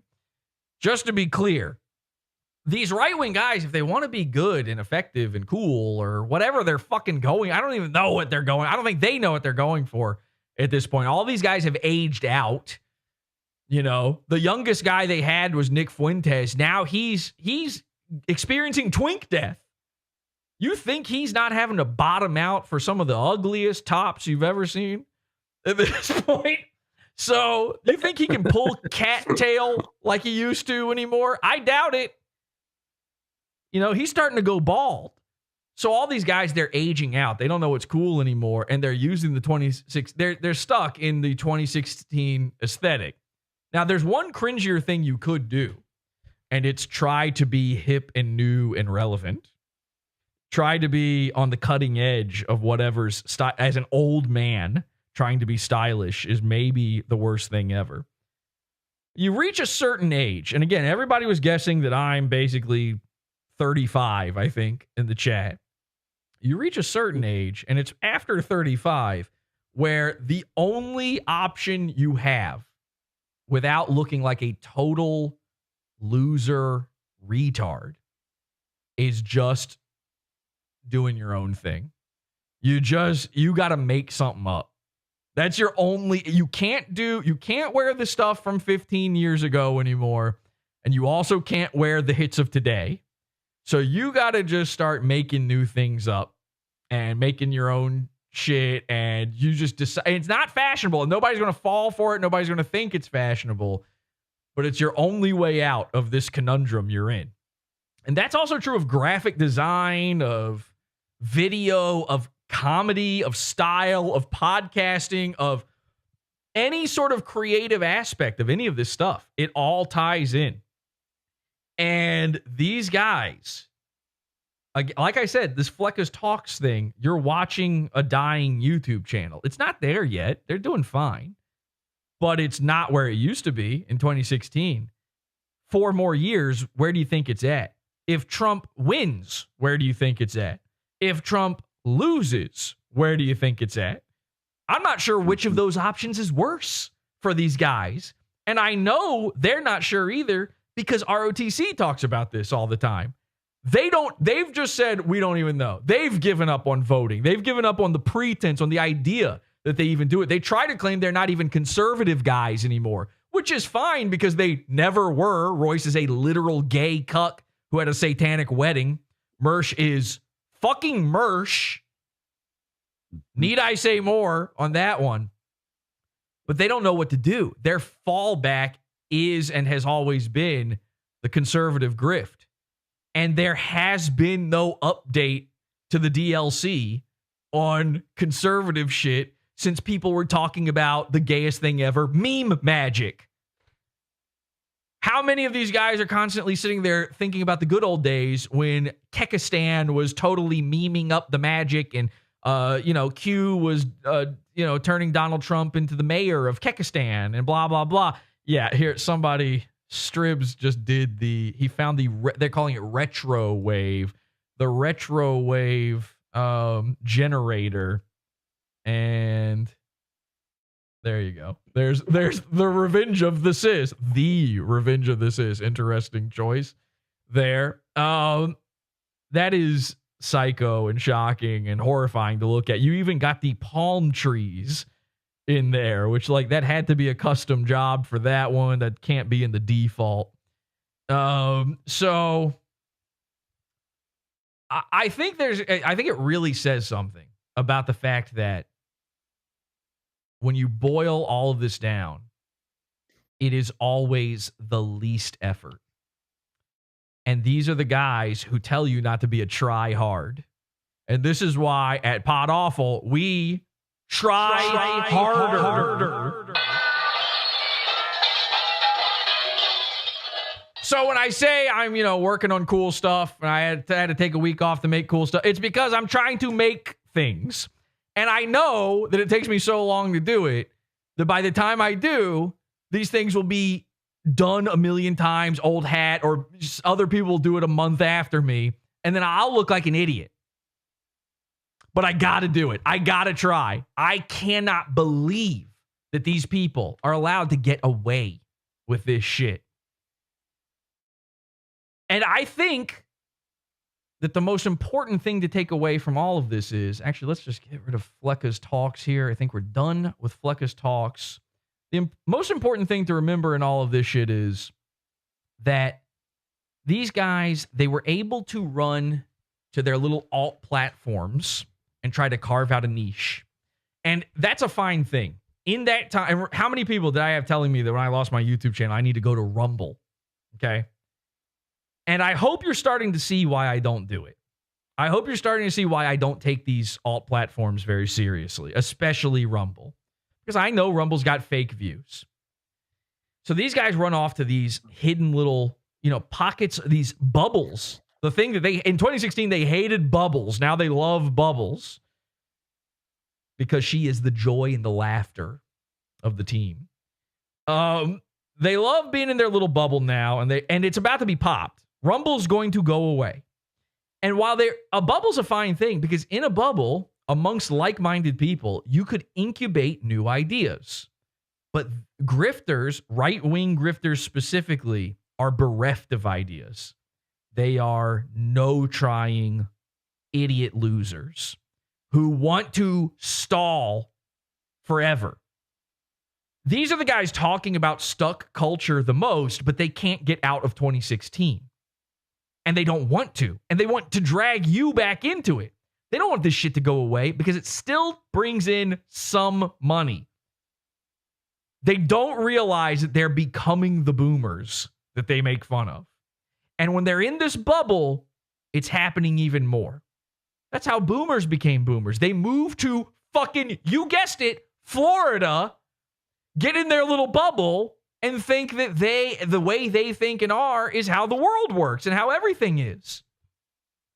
And so while they're over there in the safety of Rumble and they've got their fake numbers, ROTC thinks that they're doing just fine and that everything's going to work out. Now, in reality, they know the numbers are fake because they know how much money they're getting in and they know how much they're interacting with people. And while I'm sure there was some sort of initial boost from getting that Rumble contract, at some point they plateaued and maybe even started to fall off. Revenge of the Sis gets back on YouTube and the bubble fucking pops. Now, here's how you know Rumble's not going well. They got their YouTube back and they were H2BH over on YouTube. They were back on it lickety split. Let's see if we can get those YouTube guys back. Because over on YouTube, they've got 43.5 thousand subscribers. It was probably more than that when they got banned. Now, let me go over to rumble.com. Rumble, they've got Revenge of the Sis. How many? I'm going to do some investigation by looking at a tweet here. They have 51.5 thousand followers. They have more followers on Rumble. Okay, so they come back. They they go live on YouTube. Now, you're probably thinking, wait, don't these guys have a contract with Rumble? Are they even allowed to go live? Isn't it like an exclusivity contract with Rumble where they're not allowed to stream on other platforms. And I'm thinking the same thing. I'm a little confused by this too, but they went live. They went live on YouTube and they got 2.4 thousand views. This channel has 43,000 subscribers. There are people who don't even know they went to Rumble. They think that ROTC just disappeared. You heard it earlier in the show. When I get banned from YouTube, there are people who watch the show every single episode and don't know what happened because it's not on YouTube anymore. These people, I guess the show is over. Yeah, oh, okay, I guess that's it. I don't get to like the thing no more. I mean, you're a dummy if you're that person, but most people are dummies. Now, if you go onto the video, here's an interesting thing. You go into the video and you read the comments. Every comment is about how much Rumble sucks. 1 hour uninterrupted and 1 hour hearing about solar Patriot generators every 5 minutes. Apparently, Rumble is now playing ads every 5 minutes during streams. They're worse than YouTube on advertisements. And again, Fox News style grandma at solar Patriot generators. It's so funny. Someone says, as much as I love the idea of Rumble, is equal to the amount I hate using Rumble. I'll take 1 hour of the show over having to struggle with Rumble's platform. I'm happy you guys are doing both, though. No shit. Right back to watching on YouTube, just like it should be. This guy says he thinks he's going to get to watch ROTC, but they're doing something insidious. They're doing something, by the way, that's breaking YouTube's TOS, which I had to find out the hard way. So they do, here's their stream. Here they are on their first episode back on YouTube. Honestly. My wife's slow and fat and annoying, and I'm out with this hot piece of ass today. He's talking about Royce, of course. So here's what happens on YouTube now. Watch this. They're 20 minutes in. For the first hour, second hour, Rumble, both hours Rumble, first hour YouTube. You guys will figure it out. I mean, I have faith in you. You guys aren't a bunch of nincompoops, okay? So thank you so much. Nice to be back. But it's time for us to leave because we gotta go have fun. Okay. So it's so much more fun over on Rumble because they can say the N-word over there. And then this happens. There's an overlay. It says, enjoy this on. And this means you don't know this because you're normal, but this is the Locals logo. And you're probably going, what the fuck is Locals? I thought they were live on Rumble. I don't know either. I'm fucking a professional at this shit, and I can't figure this out. I guess Locals... That's the Nick Rekieta platform, right? It's the right-wing Patreon. It's the Patreon where you can say the N-word, I guess. And I think it's built into Rumble to some degree. As you can see, it's got Rumble Studio at the top as well. Every comment is complaining about how much Rumble sucks. This video... And by the way, it's still playing. This is not paused. This video is now a giant hour and 50-minute long ad for Rumble.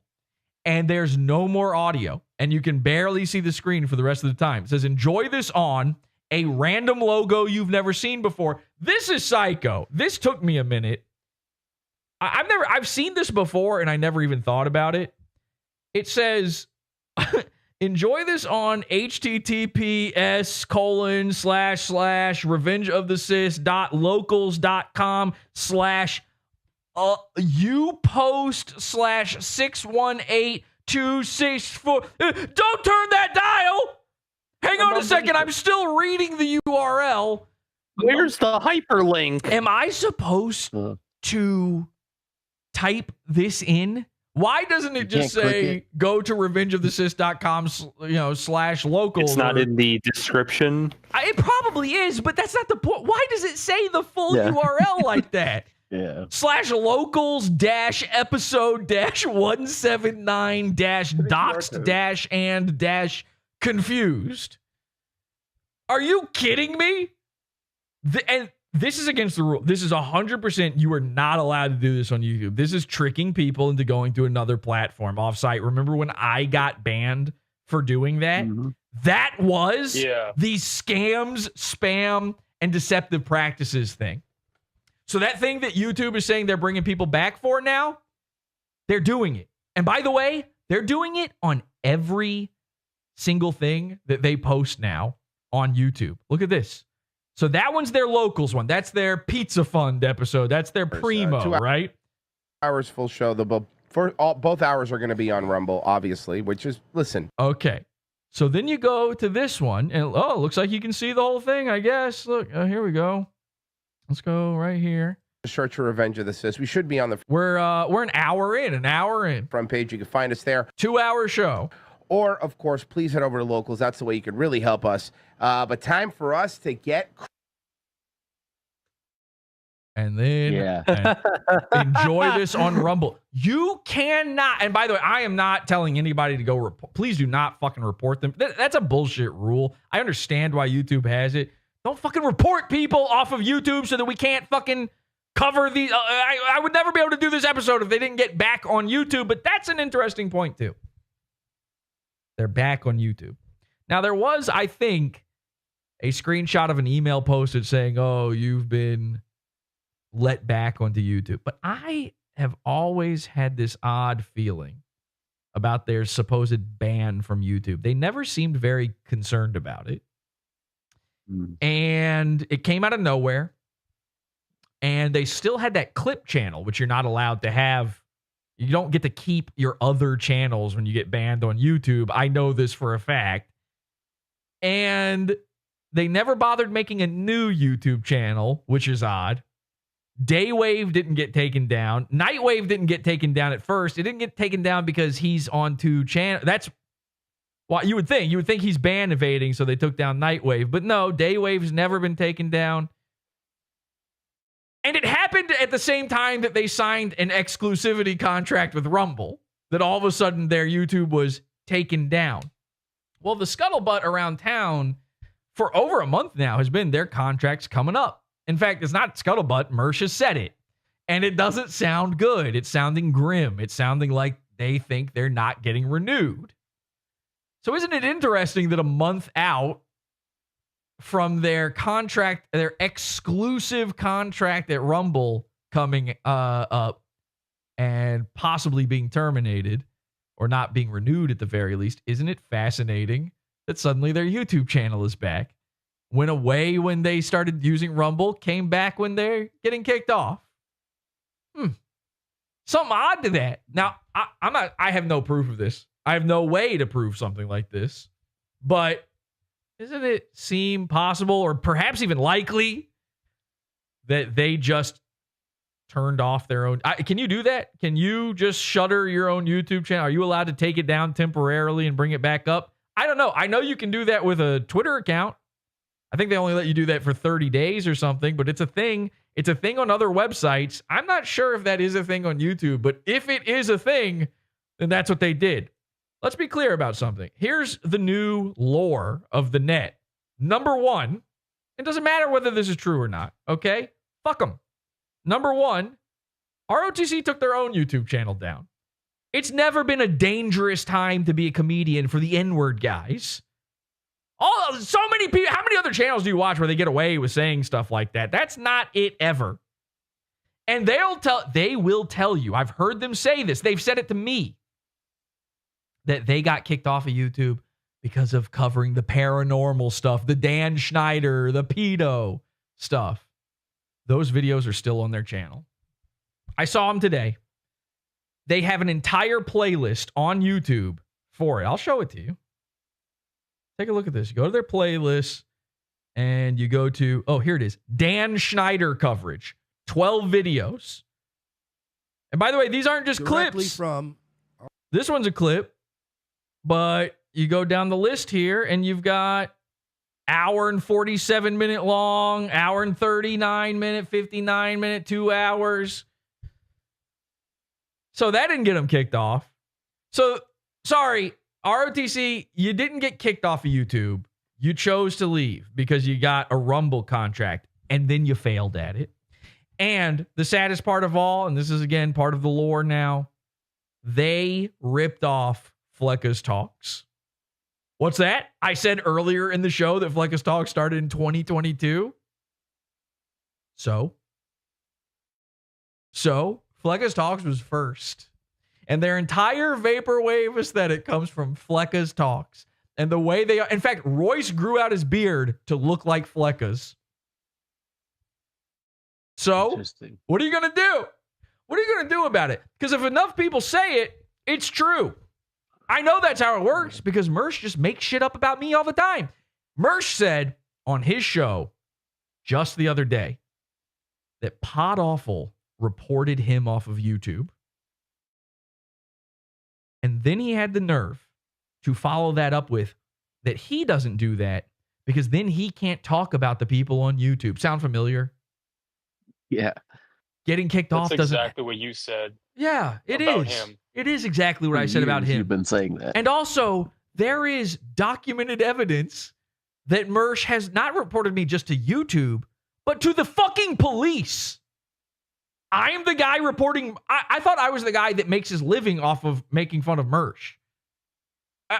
Do I only cover Mersh or not? Because that's what Mersh says. So why would I kick you off of YouTube? Does that make any sense? But that's the lore. And that's the lore according to his audience.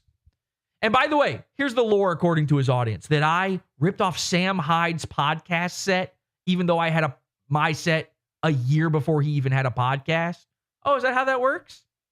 Tell that to Fleccas Talks. Tell that to their giant audience compared to your gnat-sized audience. Because let's take a look at these live videos. So they've streamed 3 times on YouTube since getting back on there. 43,000 subscribers. Their big episode back, 2.4 thousand views. Their next episode, and this is the real one where you get to see an hour of the show before they cut it off, 3.8 thousand views. Now, remember when we used to say they probably get like 3,000-4,000 views and then buy about 12 to 16,000 views on every episode because we know Royce does that. Yeah. Maybe it's not worth buying on YouTube when you're putting all your chips on Rumble. This episode, their most recent one, 2 days ago, 2.8 thousand views. This is a huge channel. These guys have so many people that want to see. Help them out. And again, this episode, by the way, guess what? Enjoy this on the longest URL you've ever seen in your life. Every comment, once again, if you sign up for locals, you get no ads. Guys, I get no ads even without locals. It's called fucking ad block. I've never seen an ad on Twitter or Rumble, and on YouTube, I haven't seen an ad in like 6+ years. Congratulations to that guy. Exactly. Somebody says, too many boomer ads on Rumble every 4 minutes. Someone says, so glad you guys are back. Rumble fucking sucks on Android. Still need to pay to watch on YouTube is crazy. Someone says, LOL, now they're paywalling their Friday shows as well. Their opinions are okay, but they're not that fucking groundbreaking. Jeesh, that's a real comment from a real guy. That's one of their fans. And notice his critique is their opinions are okay, meaning his opinion, because they're saying his opinions back to him. Rumble destroyed itself with the constant ads. I wondered where you guys went, says this person. If we sub to locals, will you hire on some talent? That's a good one. That's a great one. These scumbags are seriously still doing this? Someone said, so they have a whole audience of 43,000 people who probably don't even know they ever went to Rumble. Probably forgot about them. When they came back, think about that. You would think that would get pushed. Sorry, you would think that they would get pushed when they got brought back. That everybody would see it. And of course, you go to their Twitter and it's like City. Oh my God, I can't believe you guys got your YouTube back. Where are the 60,000 people who follow Royce on Twitter? Where are these views? Where did they go? Urquick, go ahead. Well, you think people in the comments are saying, I thought you were gone. If you saw something pop up in your feed that you hadn't seen for a year, you would click on it, and so like these should have more views than their average used to be. How many views do you think these same episodes have over on Rumble? That's a good question. Okay, well, let's find out. The first one back on YouTube, that episode, has 9.76 thousand views. Now, that number is fascinating. Okay? And I'll tell you why. The episode after that has 67.6 thousand views. Now, the episode before that one has 24.2 thousand views. In fact, that first episode back on YouTube might be their lowest viewed episode in this whole list. And then the episode from 2 days ago is 13,000 views. So yeah, that's the lowest one. They're getting 24, 60, 70, 80, 100,000 views. They have a video on Rumble that has an episode that has 1 million plus views on it. And even they say those views aren't real. You go to the comment section on any of these Rumble videos, and there's almost no comments. And the few comments that there are, there's like 5 comments. The few that there are, they're like downvoted to the point where you can't read them anymore. You have to click on them to read them. People hate these guys. So why is it interesting that they have less than 10,000 views on the first episode back to YouTube? Because they probably promoted that they're back on YouTube. But remember, that promotion then sent people over to their Locals episode. Now, you might think, well, it's a Locals episode. Maybe those, because they're behind the paywall, they get fewer views. That's true. That's true. They're behind the paywall, so less people check those out. Every Locals episode has over 10,000 views on it. Okay? This one has under 10,000. What is the discrepancy there? The real number of people who watch ROTC went over to YouTube. Because of course they did. Who the fuck wants to use Rumble if you don't have to? They went over to YouTube to try to watch the episode, then realized, oh shit, you got to be signed up. And then they just took off. They didn't go back to Rumble, obviously. They just got out of there. So you can now see, you now know that, you know, I mean, listen, somewhere between 500 and 1,000 of those views on their new YouTube videos, those are just random people. Those aren't subscribers even. It's probably more than that, actually. So when you do the math on this, they've got about 1,000 people. Now, that's actually fine. You can live off of 1,000 people. 1,000's good. But their numbers tell you they have 45,000 or 60,000 or 50,000 or 70,000, depending on which number you want to go off of, which platform, which thing. This is complete. The Emperor Wears No Clothes. This is a complete exposing of everything. It proves the Rumble thing and that they're fake views. It proves that these guys are knowingly lying. It'd be one thing if they were using Rumble and they believed those numbers, but they know it's not true. And you can see on the back end of Rumble how untrue it is. After having used Rumble myself on my much tinier, attempt at using Rumble, if I can see it at my level, then you can see it 1,000 times clearer at their level on Rumble. But this is 100% transparent now. This is proof that they know. And them going back, them streaming on YouTube at all is proof that they're scared. It's proof that they want to build that YouTube back up. Royce, as soon as they got that channel back, started hiding all the old episodes. And he doesn't want them to get taken down because of the, people could report them. Now, the episodes are still up. And you don't have to get reported to have a private video can just be auto-flagged by YouTube years after its upload. Unless you actually remove it, it does nothing. And he started taking the videos and uploading them to a secondary channel, which is also bad news if there is anything in those episodes that might get them taken down. That will not help. I'm saying this hoping that Royce or whoever needs to hear this hears this and knows you fucked up.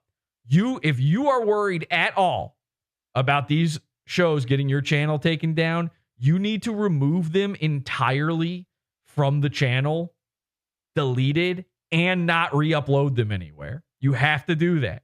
And by the way, even that doesn't save you because YouTube never actually deletes anything. Which brings me back to the point of, did they take their own channel down? YouTube, I get notifications about copyright on videos from 2015 on a channel that's been terminated for 5 years or however long it's been. The video itself got deleted even before I was terminated. They never delete anything. Stribs has posted in chat, and he's got a screenshot. And guess what? You can delete your own YouTube channel or hide it. It says you're about to hide or delete your YouTube content. Please choose one of the options below. And the first option, I want to hide my channel. This will make your YouTube content and activity private. Select all of the following to confirm that you understand. And here's what you have to select. The following will be made private until you re-enable your channel. Your channel name, your likes, your subscriptions to other channels, subscribers to your channel, comments and replies you authored, and your data on other Google properties will not be removed, it says. And then you click hide my channel. Now, again, he provided a screenshot where it says that their channel's been restored, supposedly. I haven't seen that screenshot again, so I need to reread the wording on it, but I think they took it down themselves. And I think they are accidentally now posting their own L and exposing the actual numbers they have. Strangely, the only videos that Royce left up are these Deplorapalooza videos. You might remember these as the ones where Royce got caught like creeping on a bartender. Okay. And I don't know why, but he left these on. I guess he thinks these are safe or important, or maybe he just missed them. I don't know. I just assume it's Royce doing this and not Mersh. By the way, why does Royce have head corners? Hello? Why does Royce have head corners? Why is there a corner on his head? Bloop. Bloop. What is that? His Klingon points. What's going on? Oh, yeah. What is this? How is this? This is not an artifact of digital compression. This is happening physically on a man's corporeal being. Take a look of it in motion. Look at it. Look at it. Look at the corner. It seems to be especially bad on one side. They're on both sides. His head is just turned slightly. Let's see if it'll show any more of it. What about for 3? Oh, he zoomed in. Let's skip. Let's skip. Oh, here we go. Nope. You can't just walk away. You gotta sneak away. Look at that. That's a right angle. That's a 90-degree turn. He's got dents. He's got lumps. He's got panda eyes. Great stream. He had the planar head. Good thing he left this up. What a great stream this is. Thank you, Royce, for exposing your corners and your fake numbers. By the way, I have an explanation for his head corners. That's what happens to you physically when you spend that much time in the cuck corner.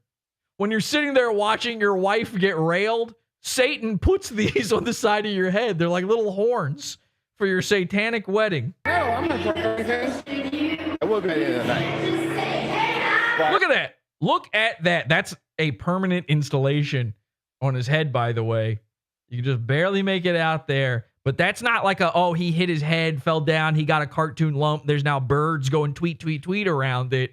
Somebody didn't hit him in the head with a mallet that they pulled out of their pocket. This is a thing that is always on his head, and somehow we're just missing this. I guess he does wear a baseball cap pretty often. I got to do it. Cuck corners. I got to do it. I've got to finally do the Royce is a gay cuck episode. We've been sitting there on that. I keep sharing that tweet out forever. Royce is getting away with it way too long. This man ripped off Fleccas. And we are a pro Fleccas show. As a matter of fact, I'm just going to say it now. Guess what? r/Mersh is now a Reddit for Fleccas Talks. Okay? It's for I want everybody right now, if you got a Reddit account, go to r/Mersh and just post something from Fleccas, okay? Let's start confusing the internet at large and make them think that that's the same show. And you think, oh, that's stupid. I want to make fun of Mersh. No. These guys have 1,000 people actually watching them and so many fake people. You don't have to kick them off of YouTube in order to get that sweet, sweet schadenfreude, that sweet, sweet pain that you want out of them. You just have to make that number dwindle. Imagine what might happen if people found out that there's a much more popular version of ROTC to go watch. The guys watching ROTC aren't looking for the jokes. They're not looking for the humor. They don't give a shit about any of that stuff either. They want to hear their own ideas said back to them. They want Twitter read to them because they can't read. Let's muddy the fucking waters. Let's accuse these guys of copying Fleccas. Let's make people think they are Fleccas Talks. It's the same show. I'm not joking. I am going to start deleting any posts on Reddit that are about Mersh. And I'm going to start highlighting all the ones about Fleccas Talks, okay? I need at least, give me, Reddit trannies, give me 1 week solid of nothing but Fleccas Talks. I beg of you, okay? You think this is a stupid plan. I know the Reddit guys are not keen on little ideas like this. They hate this kind of thing. So I leave you guys alone for the most part. I do almost no moderation there. If you would like that to continue happening, I need 1 week of everyone on board with this idea. Okay? Just 1 week of nothing but Fleccas Talks on r/Mersh. Don't explain it, by the way. No explanation. You're just posting Fleccas. Mersh will think this is like a godsend for a minute. At first, he'll be like, one day, I get to go 1 day without them all making fun of me. They keep posting this Fleccas. The next day, his ego will kick in and he'll be beside himself, which he's always beside himself. You know, his eyeballs are beside themselves. So his ego will kick in and he will miss you guys. It's a good idea. Just trust me on this. I know again, you watch me because I'm the best Mersh troll. Follow along, or else I take my guys, the cult, who I mostly keep separate from the Reddit guys, and I'm going to make them infiltrate the Reddit and just fill it with Fleccas until you're upset. And speaking of everybody getting upset on Reddit, there's this guy on Reddit that's making he's been in the chat room all night too, or maybe it's a girl, I don't know. But they've been in the chat room all night, and they got this clip that I would love to play for you. Actually, hang on. I forgot. Real quick before I do that. We'll come back to that. Real quick before I do that. I just want to see. I can't remember which one it is. Let's just go to their most recent one. I got to show you how their episodes on YouTube now begin. It's embarrassing. Watch it, because they're streaming through Rumble. Rumble has its own app to stream through. Watch this.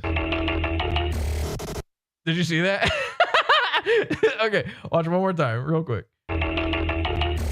So it starts with the Rumble logo. Like it just having the OBS symbol. Yes. Right at the beginning. Isn't that like gross in a way? I don't. Yeah. One of these is worse. Hang on a second. Let me find the worst. So are they using Rumble as an OBS kind of? Basically, it's like a pass through. What thing. The fuck? Yeah, check this out. And by the way, the whole time they're on YouTube, you can't see it underneath the title there, but there's a Rumble logo in the upper left-hand corner the whole episode. And then one of these was the worst one. Which one was it?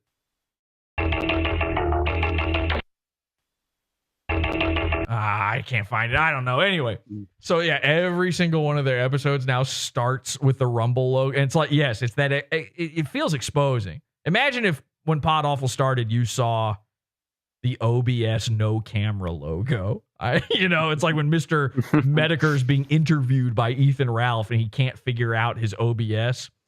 That's like, I don't know. Something about that absolutely disgusts me. All right. So over on Reddit, these guys have all been getting pissed. I don't know why, but they're completely pissed at this person named Crystal Crocodile, I think. I don't know who this is. Maybe they're bad. Maybe they're good. People are mad because they're like, this person, you want to talk about schizo posting. They're posting like 100 things a day. And a lot of it was like just shitty AI images, which I have no issue with. Hey, it's content, man. You get to look at Mersh shit. A lot of the people in there don't make posts. There's barely any posts. I don't know why Mersh is so mad at r/Mersh anymore. There's very little activity really going on there, but they keep making these like AI posts and stuff, but they're also clipping. And a lot of the clips are very good. So I don't know. Maybe the Crystal Crocodile, for all I know, is a severe mentally retarded pedophile. But congratulations to Crystal Crocodile, because this clip is going to make this whole episode worth it. This is Mersh on Squirt. If somebody was like, yeah, well, you ever watch Nightwave? I'd go, no! No! I never had an African-American fan. I was so excited about it. Stay focused here. She's very ADD. See, that's what I mean. She strikes me as one of those girls. There are girls like that, and they're... Wait a second. What is he talking? He's never had an African-American fan? What is that midget bodybuilder? What about Kitty B? I know for a fact Kitty B, you guys, if you've been following along long enough with Podawful, you may remember that there's a Mersh person named Kitty B. We knew her because she used to watch Podawful as Tiara Priest. Which yeah. And she's a black lady. And Mersh knows that. And now he's pretending he's never had a female black fan before. He's pretending that because you want to talk about schizo. Crystal Crocodile's nothing compared to Tiara Priest. Have you ever seen Tiara Priest or Kitty B's art she did for ROTC? It is... Better cook. She didn't just cook. She fucking burned the kitchen down. You know that goon alarm was going off. Throw a 9-volt at her, see what happens. This bitch is psycho. And the second I started making fun of ROTC, she like jumped ship. She was so mad. And we didn't know. Again, we called her Tiara Priest. They called her Kitty B. We didn't know that was the same person. And then she tried to come back as Kitty B and talk shit. And she didn't think that we would figure out she's the same lady. And so we figured it out. I instantly figured it out because I have, I know I can get all of your information easily. There's nothing you can do to hide from me. The Goon Opticon sees all. So she was trying to talk shit about Podawful. And I'm like, you're just a Mersh fan. That you're just upset because I'm doing a good job making fun of your guy. It's fine. Just learn to laugh. And then she took it further and took it further. And then I went, okay, here's a picture of you and your child. And suddenly Kitty B disappeared. I don't know what happened there, but she was making this bizarre 3D art of me. And like it was basically like Ian Ellis and his terrible cartoons.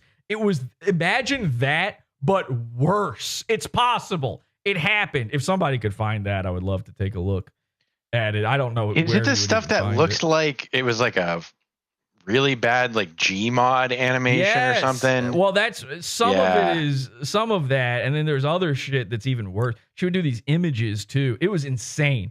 Total psychopath. So Mersh is now rewriting history. He never had a black fan because he's embarrassed of Tiara Priest, which is very funny.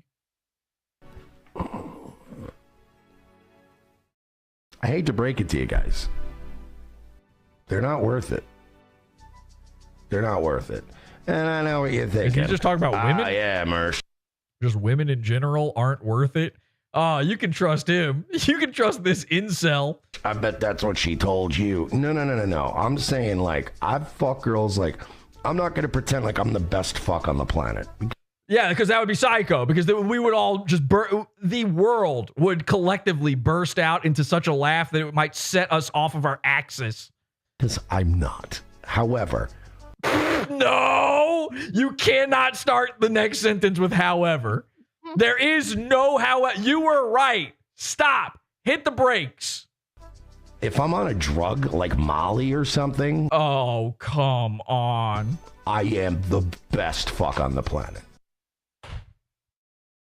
Only Mersh could say he's not the best fuck on the planet and then half of a second later say he is.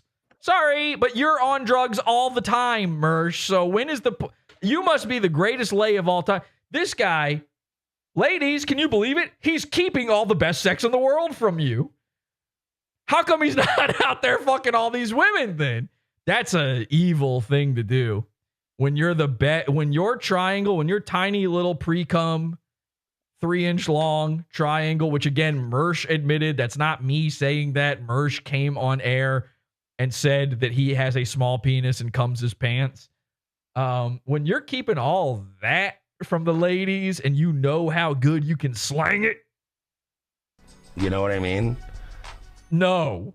And I've had bitches where I was on Molly and I've fucked the dog shit out of them. Because they were dogs. Maybe. I don't know. There's no other explanation. What if he had said cat shit out of them? That would have been scary. I fucked the fucking litter box out of them. Raw dogging. There's this chick. Okay. Oh, God. So I'm getting that hot spit in my mouth right before you puke. I was dating for a while. I had to. Okay, you ready? Fake story time. Sit down, kids. Everybody take a knee. It's Uncle Mersh's fake story. Raw dog. She was a fucking model hot. What, like a model train? What kind of model are you talking? No, she's not. You've never even seen model hot. Like, that's the nice thing about Mersh. He's got permanent beer goggles on. Even if you give me AIDS, it's fine at this Okay. point. You're living proof that the AIDS virus doesn't exist.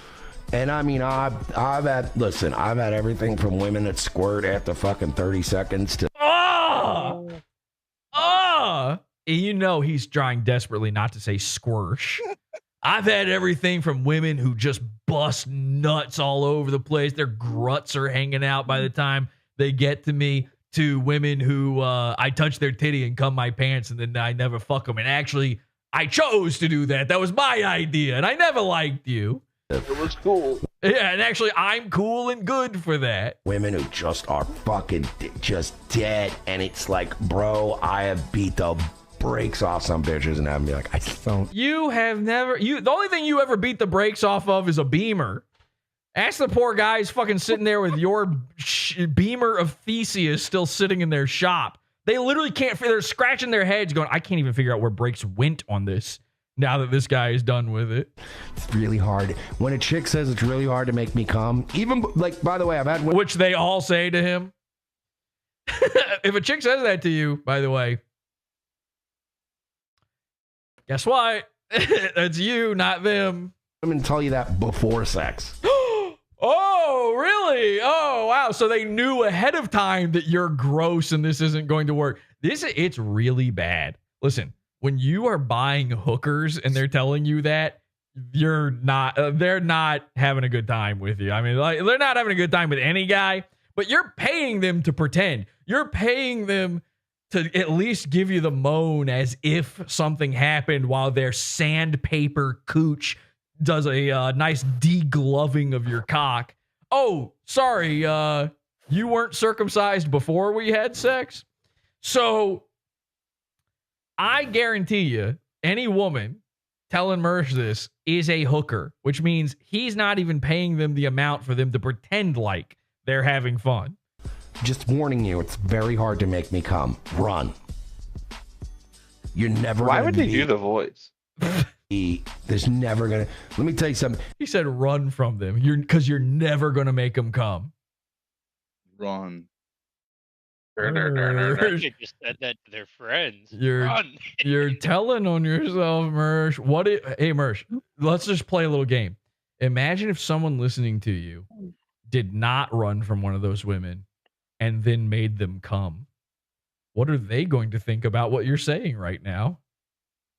What are they going to think about you, the guy saying it? If you're one of these people where you just can't come or it's very difficult or whatever. You were Mersh-lested. That's unfortunate. But that's on you. And I'm not getting in a relationship with you. That wasn't on the table, by the way. Like, none of them were planning on that with you. Look, I'm not even that sexual. I'm 42 years old, dude. We know. By the way, Mersh is 42 years old. This man has been 40 since the day I met him. How is this even possible? He's never stopped being and I'm 46, I think the chat determined. I'm 41. Before. Even Mersh knows he's older than he is. Wait, he just lied and said he's 42, and he goes, actually, I'm 41. So, yeah, you're right. Mersh has been 40 for 5 years now, at least. And now, Mersh just cut the middleman out, just jump to 46, okay? That's where you're actually at. 42 in 6 months. 6 months? That's too early to just jump at. You can't do. Hey, guys, this is my half birthday, okay? I'm celebrating my half birthday month. 7, 8 months. 8 months? Oh my gosh. Your birthday was fucking 4 months ago. I feel like I'm getting Jewed up. Whatever. I'm 41. Whatever. I've just been 41 for literally ever. So whatever. 40. Listen, I'm not even joking. When Mersh is 50, I'll be calling him 40. Something about 40. 40 is worse than 50. I don't know how, but it is. There's something about it where it's like grosser. I don't even want to fuck that often anymore. Really? You don't say.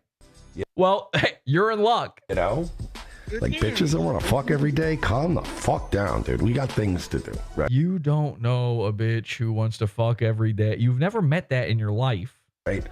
But like... What was he doing with his hands? When I do fuck... Which is awesome. Never. Okay. I want us both to enjoy it. And when you're never going to... Even he had trouble getting through that. When I do fuck. Like, when I struggle. I don't believe in God or nothing, but, it's moments like that where I see him struggling to lie about having sex with women where I go, he's afraid of getting struck down. There might be something to this whole Jesus thing. Men are insecure and you're never going to be able to reconcile. Like, men are very ego driven. So it's like, if you settle down with a woman who just... Oh, he just puked. He just puked mid sexy talk.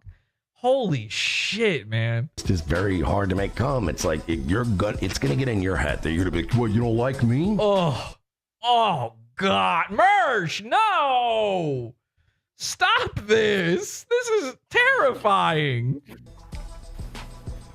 And it ain't like, no, I don't. It's not that I don't like you. You are the last person on earth who needs to be a cum guy online. I mean, this is disgusting. You don't have enough viewers.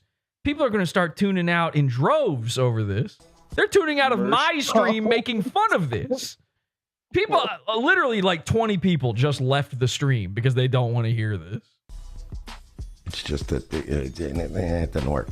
By the way, I don't believe this theory that squirt is pee, and I'll tell you why. I tasted them both, and they're not the same. Listen, I think I know pee-pee, okay? I mean, my back seat's covered in cat piss. I'm covered in cat piss. I piss myself. Sexual gallery. You know what? I was always it's not pee guy. Now I think it's pee. The second Mersh says that, I'm like, uh-oh. Guess I've been drinking the wrong stuff. Explain to me how I can fuck a bitch who's... Okay, you take a bunch of Vyvanse and you use a step stool. Been out He's also putting on the pimp voice. Yeah, I like the black. Yeah, explain to me how I fuck a bitch. Now explain it. Aight, Playboy. Aight, listen. Yo, this is Grandmaster Mersh. Listen up. Let me rap with you for a second. We go out to dinner. We go out for drinks. She's not drinking water at any point. We're both dehydrated as fuck. How come the squirt's not orange? What? Because orange. listen, What? I Merch's think pea orange. I think I can speak from experience on this one, Merch. It's because she doesn't have kidney stones. She's not one step away from dialysis like you. Okay. I'm making You pure getting Fanta. electrolytic about this. Hey, let me ask you a question real quick, bitch. How come your pee ain't red like mine? How do I explain it? I just had to tell you something real quick, Mersh. I actually can't come ever, so. Don't worry about it. Don't try. How come you ain't making Fanta like I am? Hey, that's all right, bitch. I came 20 minutes ago. I just got here 10 minutes ago. Explain that shit to me. I don't believe that squirting is pee. I don't. I just don't believe it. Sorry, I don't believe. You heard the squirt's rap pee flutes behind because him, and he how had to come put on the black voice. Bitch is dehydrated. It's still super clear. Bottoms up, everybody. Check and mate. Also, like, so you're just not allowing them to drink water. You go on these dates with women. You're like, no water. No, I must check your squirt later. I mean, if you made a girl squirt after you were out drinking all night, like I know when I've been out drinking all night and I go to take a piss, it's like basically green. So Ecto cooler. Yeah. You want to talk about the slime under New York from Ghostbusters 2? It's purple. I got pink piss. Hey, if cum isn't snot, explain to me why my cum is green. Huh? Explain to me how come my cum's green then, huh? It's like the slime from Ghostbusters, except it doesn't make nobody happy. Yeah. I dated a bitch I called a Slimer. You know, I'm fucking worried about my kidneys at that point. You should be, Mersh. Yeah, that's probably, you should have that on the list anyway. It's a counter theory. It's not all that Adderall. pee. I'll go with that theory. Is there a little pee mixed in? Maybe. Who knows? Hey, what's a little pee between friends? But, you know, what are you going to do, right? Hey, at the end of the day, what are you going to do about it? You know, hey, sometimes you force a girl not to drink water and then you force her to come in your mouth and you drink her pee-pee. Pee and I still have to wash the sheets. I mean, you got to wash the sheets regardless. Either way. Yeah, but beforehand, Mersh, I don't believe you're doing that. Ruins my sheets. Well, then You gotta that's wash why you the sheets here regardless. get the fucking mattress cover. I don't think The he has matrix. sheets. Wait, hang on a second. Hang on. Roll that back. Hang on. Wash the sheets regardless. Either way, it ruins my sheets. Well, then that's why you get the fucking mattress cover. Look, This man thinks he's entering the matrix right now. So you're saying squirt is pee? No, Neo. I'm saying when you're ready, you won't have to pee.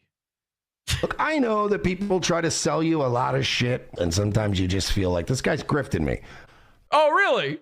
Please. What was your first clue? The grid? Please heed my advice. I Heed his advice. I sold. Whoa, bit of a slip of the tongue there. Hang on. My advice. I sold.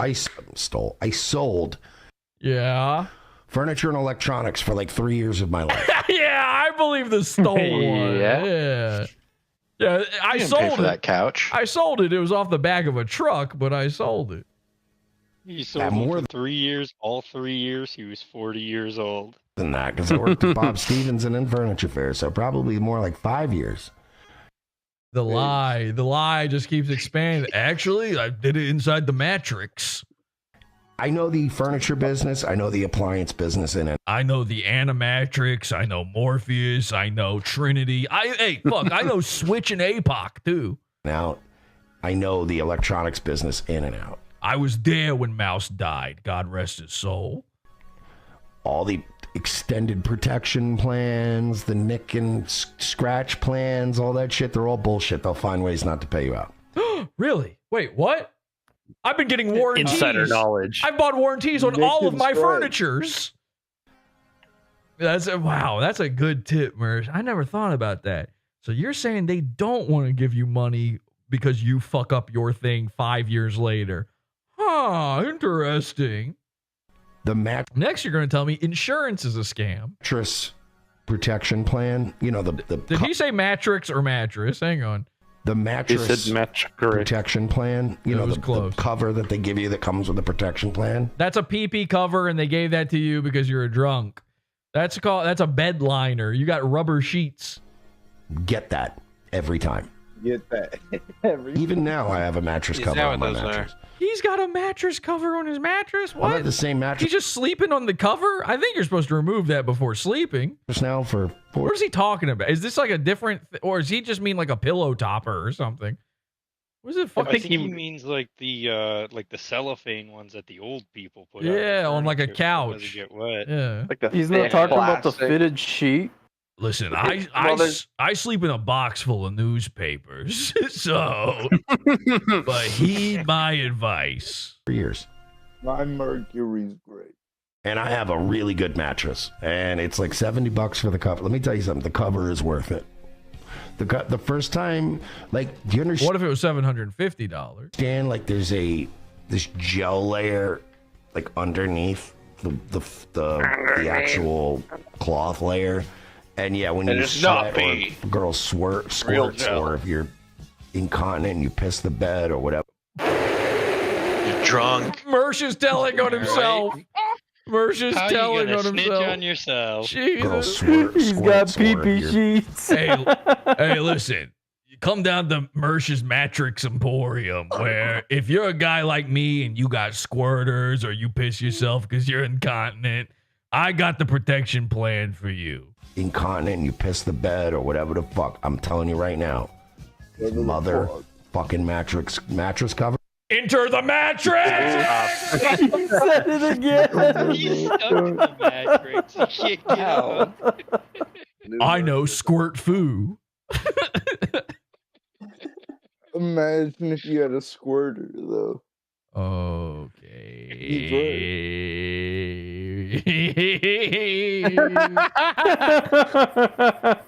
Muted.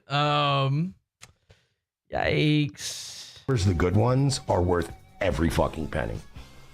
I've had times where I was like, he's like the Andrew Tate of squirting. He thinks he's being followed around by the Matrix, you know? He's the top P. I'm telling you, that girl didn't even have a bottle of water. She couldn't have squirted pee. It couldn't be pee. She didn't have any bottle of water. The Matrix. That's a Matrix. Imagine if he started streaming with his shirt off. That's a Matrix. They're after you. They're after you. And they're after me. Like, I've seen mattresses where people don't, like, you ever seen mattresses where people don't even put sheets on them and shit? Or they put sheets on them, but they never really, like, care. My mattress has one stain on it, and it's...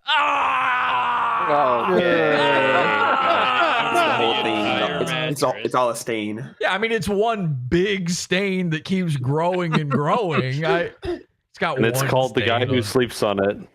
It's a tiny stain, and it came. Okay. Oh, all right. From when they moved my mattress. Yeah, sure it did. Okay. Something got on it. Like some fucking squirt piss jizz, whatever. Something, like there was a drop of something that got on my mattress that just a drop. Was like a reddish color. It wasn't blood. But it was something like, you know, and it was something like blood. It wasn't blood. It was heme. It was hemoglobin. It was just something like blood, you know? Plasma. It's that shit they drink on True Blood, whatever that is. Whenever they were moving my mattress to the new house, there was a little stain on it. It didn't have that. But let me tell you something, bro. Hey, watch this. Let me tell you something. Watch this. I'm gonna fucking put my blood on this retard's mattress. You're gonna have to deal with it. Hey, don't you gotta do your diabetes testing? Oh yeah. Shit, I'm bleeding. Boink. I have had the flu. Hey, don't you got AIDS? Oh yeah. My bed. I fucked this black chick one time in my old apartment. Oh my god. No, you didn't. One time. I fucked this black chick one time. That's how every one of your stories begins. It wasn't one Yeah, time. I got this weed from a black guy. She was squirting Back like when a I was goddamn- 41. Cool to have sex, I swear. In my old apartment, she was squirting like a goddamn. It was disgusting, Frank. I agree. Can we stop? Can we stop talking about this? What is Nightwave? What is Nightwave? What is Nightwave? What is it? Why are we talking about this? What is this show about? Welcome to the squirting hour. Help, hello. This is just a psycho 40-year-old drunk man reminiscing about squirt. How is that a show? It got to a point where it was disgusting. Next day, a black squirt. By the way, black squirt is red from the Kool-Aid. Pulled everything off the bed. I went, I fucking took it to the laundromat. Bing, bong, bing. Bring it back. Bing, bong, bing. bing. That poor fucking laundromat. Oh, God. The smells. The Chinese laundry. When the Chinese people are like, oh, you know it's bad. Mattress is That's spotless. actually what they say when you bring stuff in. Bing bong bing. Bing bong No bing. bullshit than That a was- Peking a duck. Yeah, Bing Bong Bing was the name of the laundromat. Number one Bing Bong Bing laundromat. Spotless and smellless. Plus, all the dead skin can get through. Oh, and your teeth? my What about the God. dead teeth? What do you do with all the dead teeth, Mersh? Your sheets, but it won't get through the mattress cover. The dead skin flakes in your. No, my Oh, God. I could build a whole second Mersh with it. is still. My mattress. What the? Did anyone? Is that my head? What just happened? Did anyone else see that? Yeah, I saw that. What? What the? What? What is that? What? Is that him? Is that There he is. that art? What the fuck? That looks like Royce in the front. Yeah. What am I? Oh my God. No way. So this must be some fan made thing. That is Royce. That is Mersh. No, that's too skinny to be Mersh. That is supposed to be Mersh. That skinny guy in the front. He's got aviators on. That's Mersh. I can't tell who those guys in the back are. One of them kind of looks like it's Ethan Ralph's head. But I don't know. I don't know what this is, but that's so embarrassing. Like Mersh, Green cap reverse image search. aren't you embarrassed, Mersh, at this point when people depict you as the thin one? Isn't like don't you need to apologize to Royce. Every single time that happens, you need to call him up and be like, "Look, man, I'm sorry. I don't know. They saw an old episode or something. Obviously, I'm 4 times your size. I'm so sorry." And then you buy him, you need to chip in on Royce's HGH for that week when this happens. My mattress still kind of looks like it's a new mattress. I'm telling you, bro, in the future, invest. They're saying in chat, that's August Mersh! August Mersh! He did it. Get a brand new mattress box spring, a good one, an expensive one. Yeah, that's August Mersh in Xavier, Renegade Angel. Hey, he's a survivor. They're a dying breed. One, get the mattress cover. It's worth every penny. The dead skin flakes in your. No, that's some. Yeah, no, for real. Can I be honest with you? That chick was squirting all over the place, and all I could think of right now is where's the clip? Where is the Please don't have a clip of this woman squirting. For the love of God. clip? I don't. Fuck. You should have cleaned this clip up a little bit. Should have chopped that up a little better because you got to learn. If you're gonna clip, we really need you to reduce how much we got to listen to. That's funny. That Crystal Crocodile, that's a good edit there. I wish you had edited out all the parts where Mersh talks about squirt, though, from this fucking clip. Which I know that is what the clip is about, but still. So long story short. You can do it. You know, but this dumb nigger's gonna get fucking. Whoa. Okay, you know what? All right. Well, I gotta say, I hate when you do the speed it up, slow it down thing with the clips. I hate that. Don't do that anymore. Okay, that's my critique. There you go. Ladies and gentlemen, that's where Mersh is at with all of this. Nightwave is now Squirt City population Mersh. What was it I was going to... Oh, yeah. Okay, so we got this thing posted in chat here. Here's some of Royce's 2016 election coverage. We'll be watching that in the Pod After Show, which will take place immediately after this program. Join us over at podawful.pizza, podawful.tv. One of those will fucking work, probably. I don't know. But go over there, podawful.pizza, and join the $6 level or up and get immediate access to our Pod After Show, where we'll cover that, all the other Pod After shows, and much more bonus content that is no longer allowed on YouTube. Somehow, ROTC allowed on YouTube. Somehow, Fleccas Talks allowed on YouTube. But our simple, sweet, innocent content where we make fun of retarded people and trick them into believing that they're in serious relationships and then kill their girlfriends. Somehow that's not allowed on YouTube anymore. So if you'd like to see it, podawful.pizza. Okay, we'll see you over there. Thank you, Henchman. Let's Henchman Max one last time here.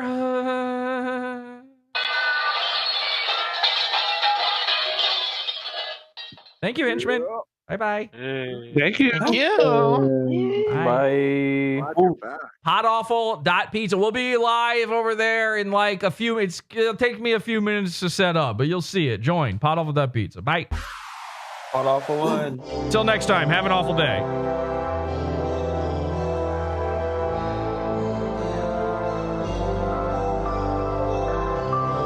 Hey, Curtis. They're cyberbullying me to death. Podawful1. Podawful1.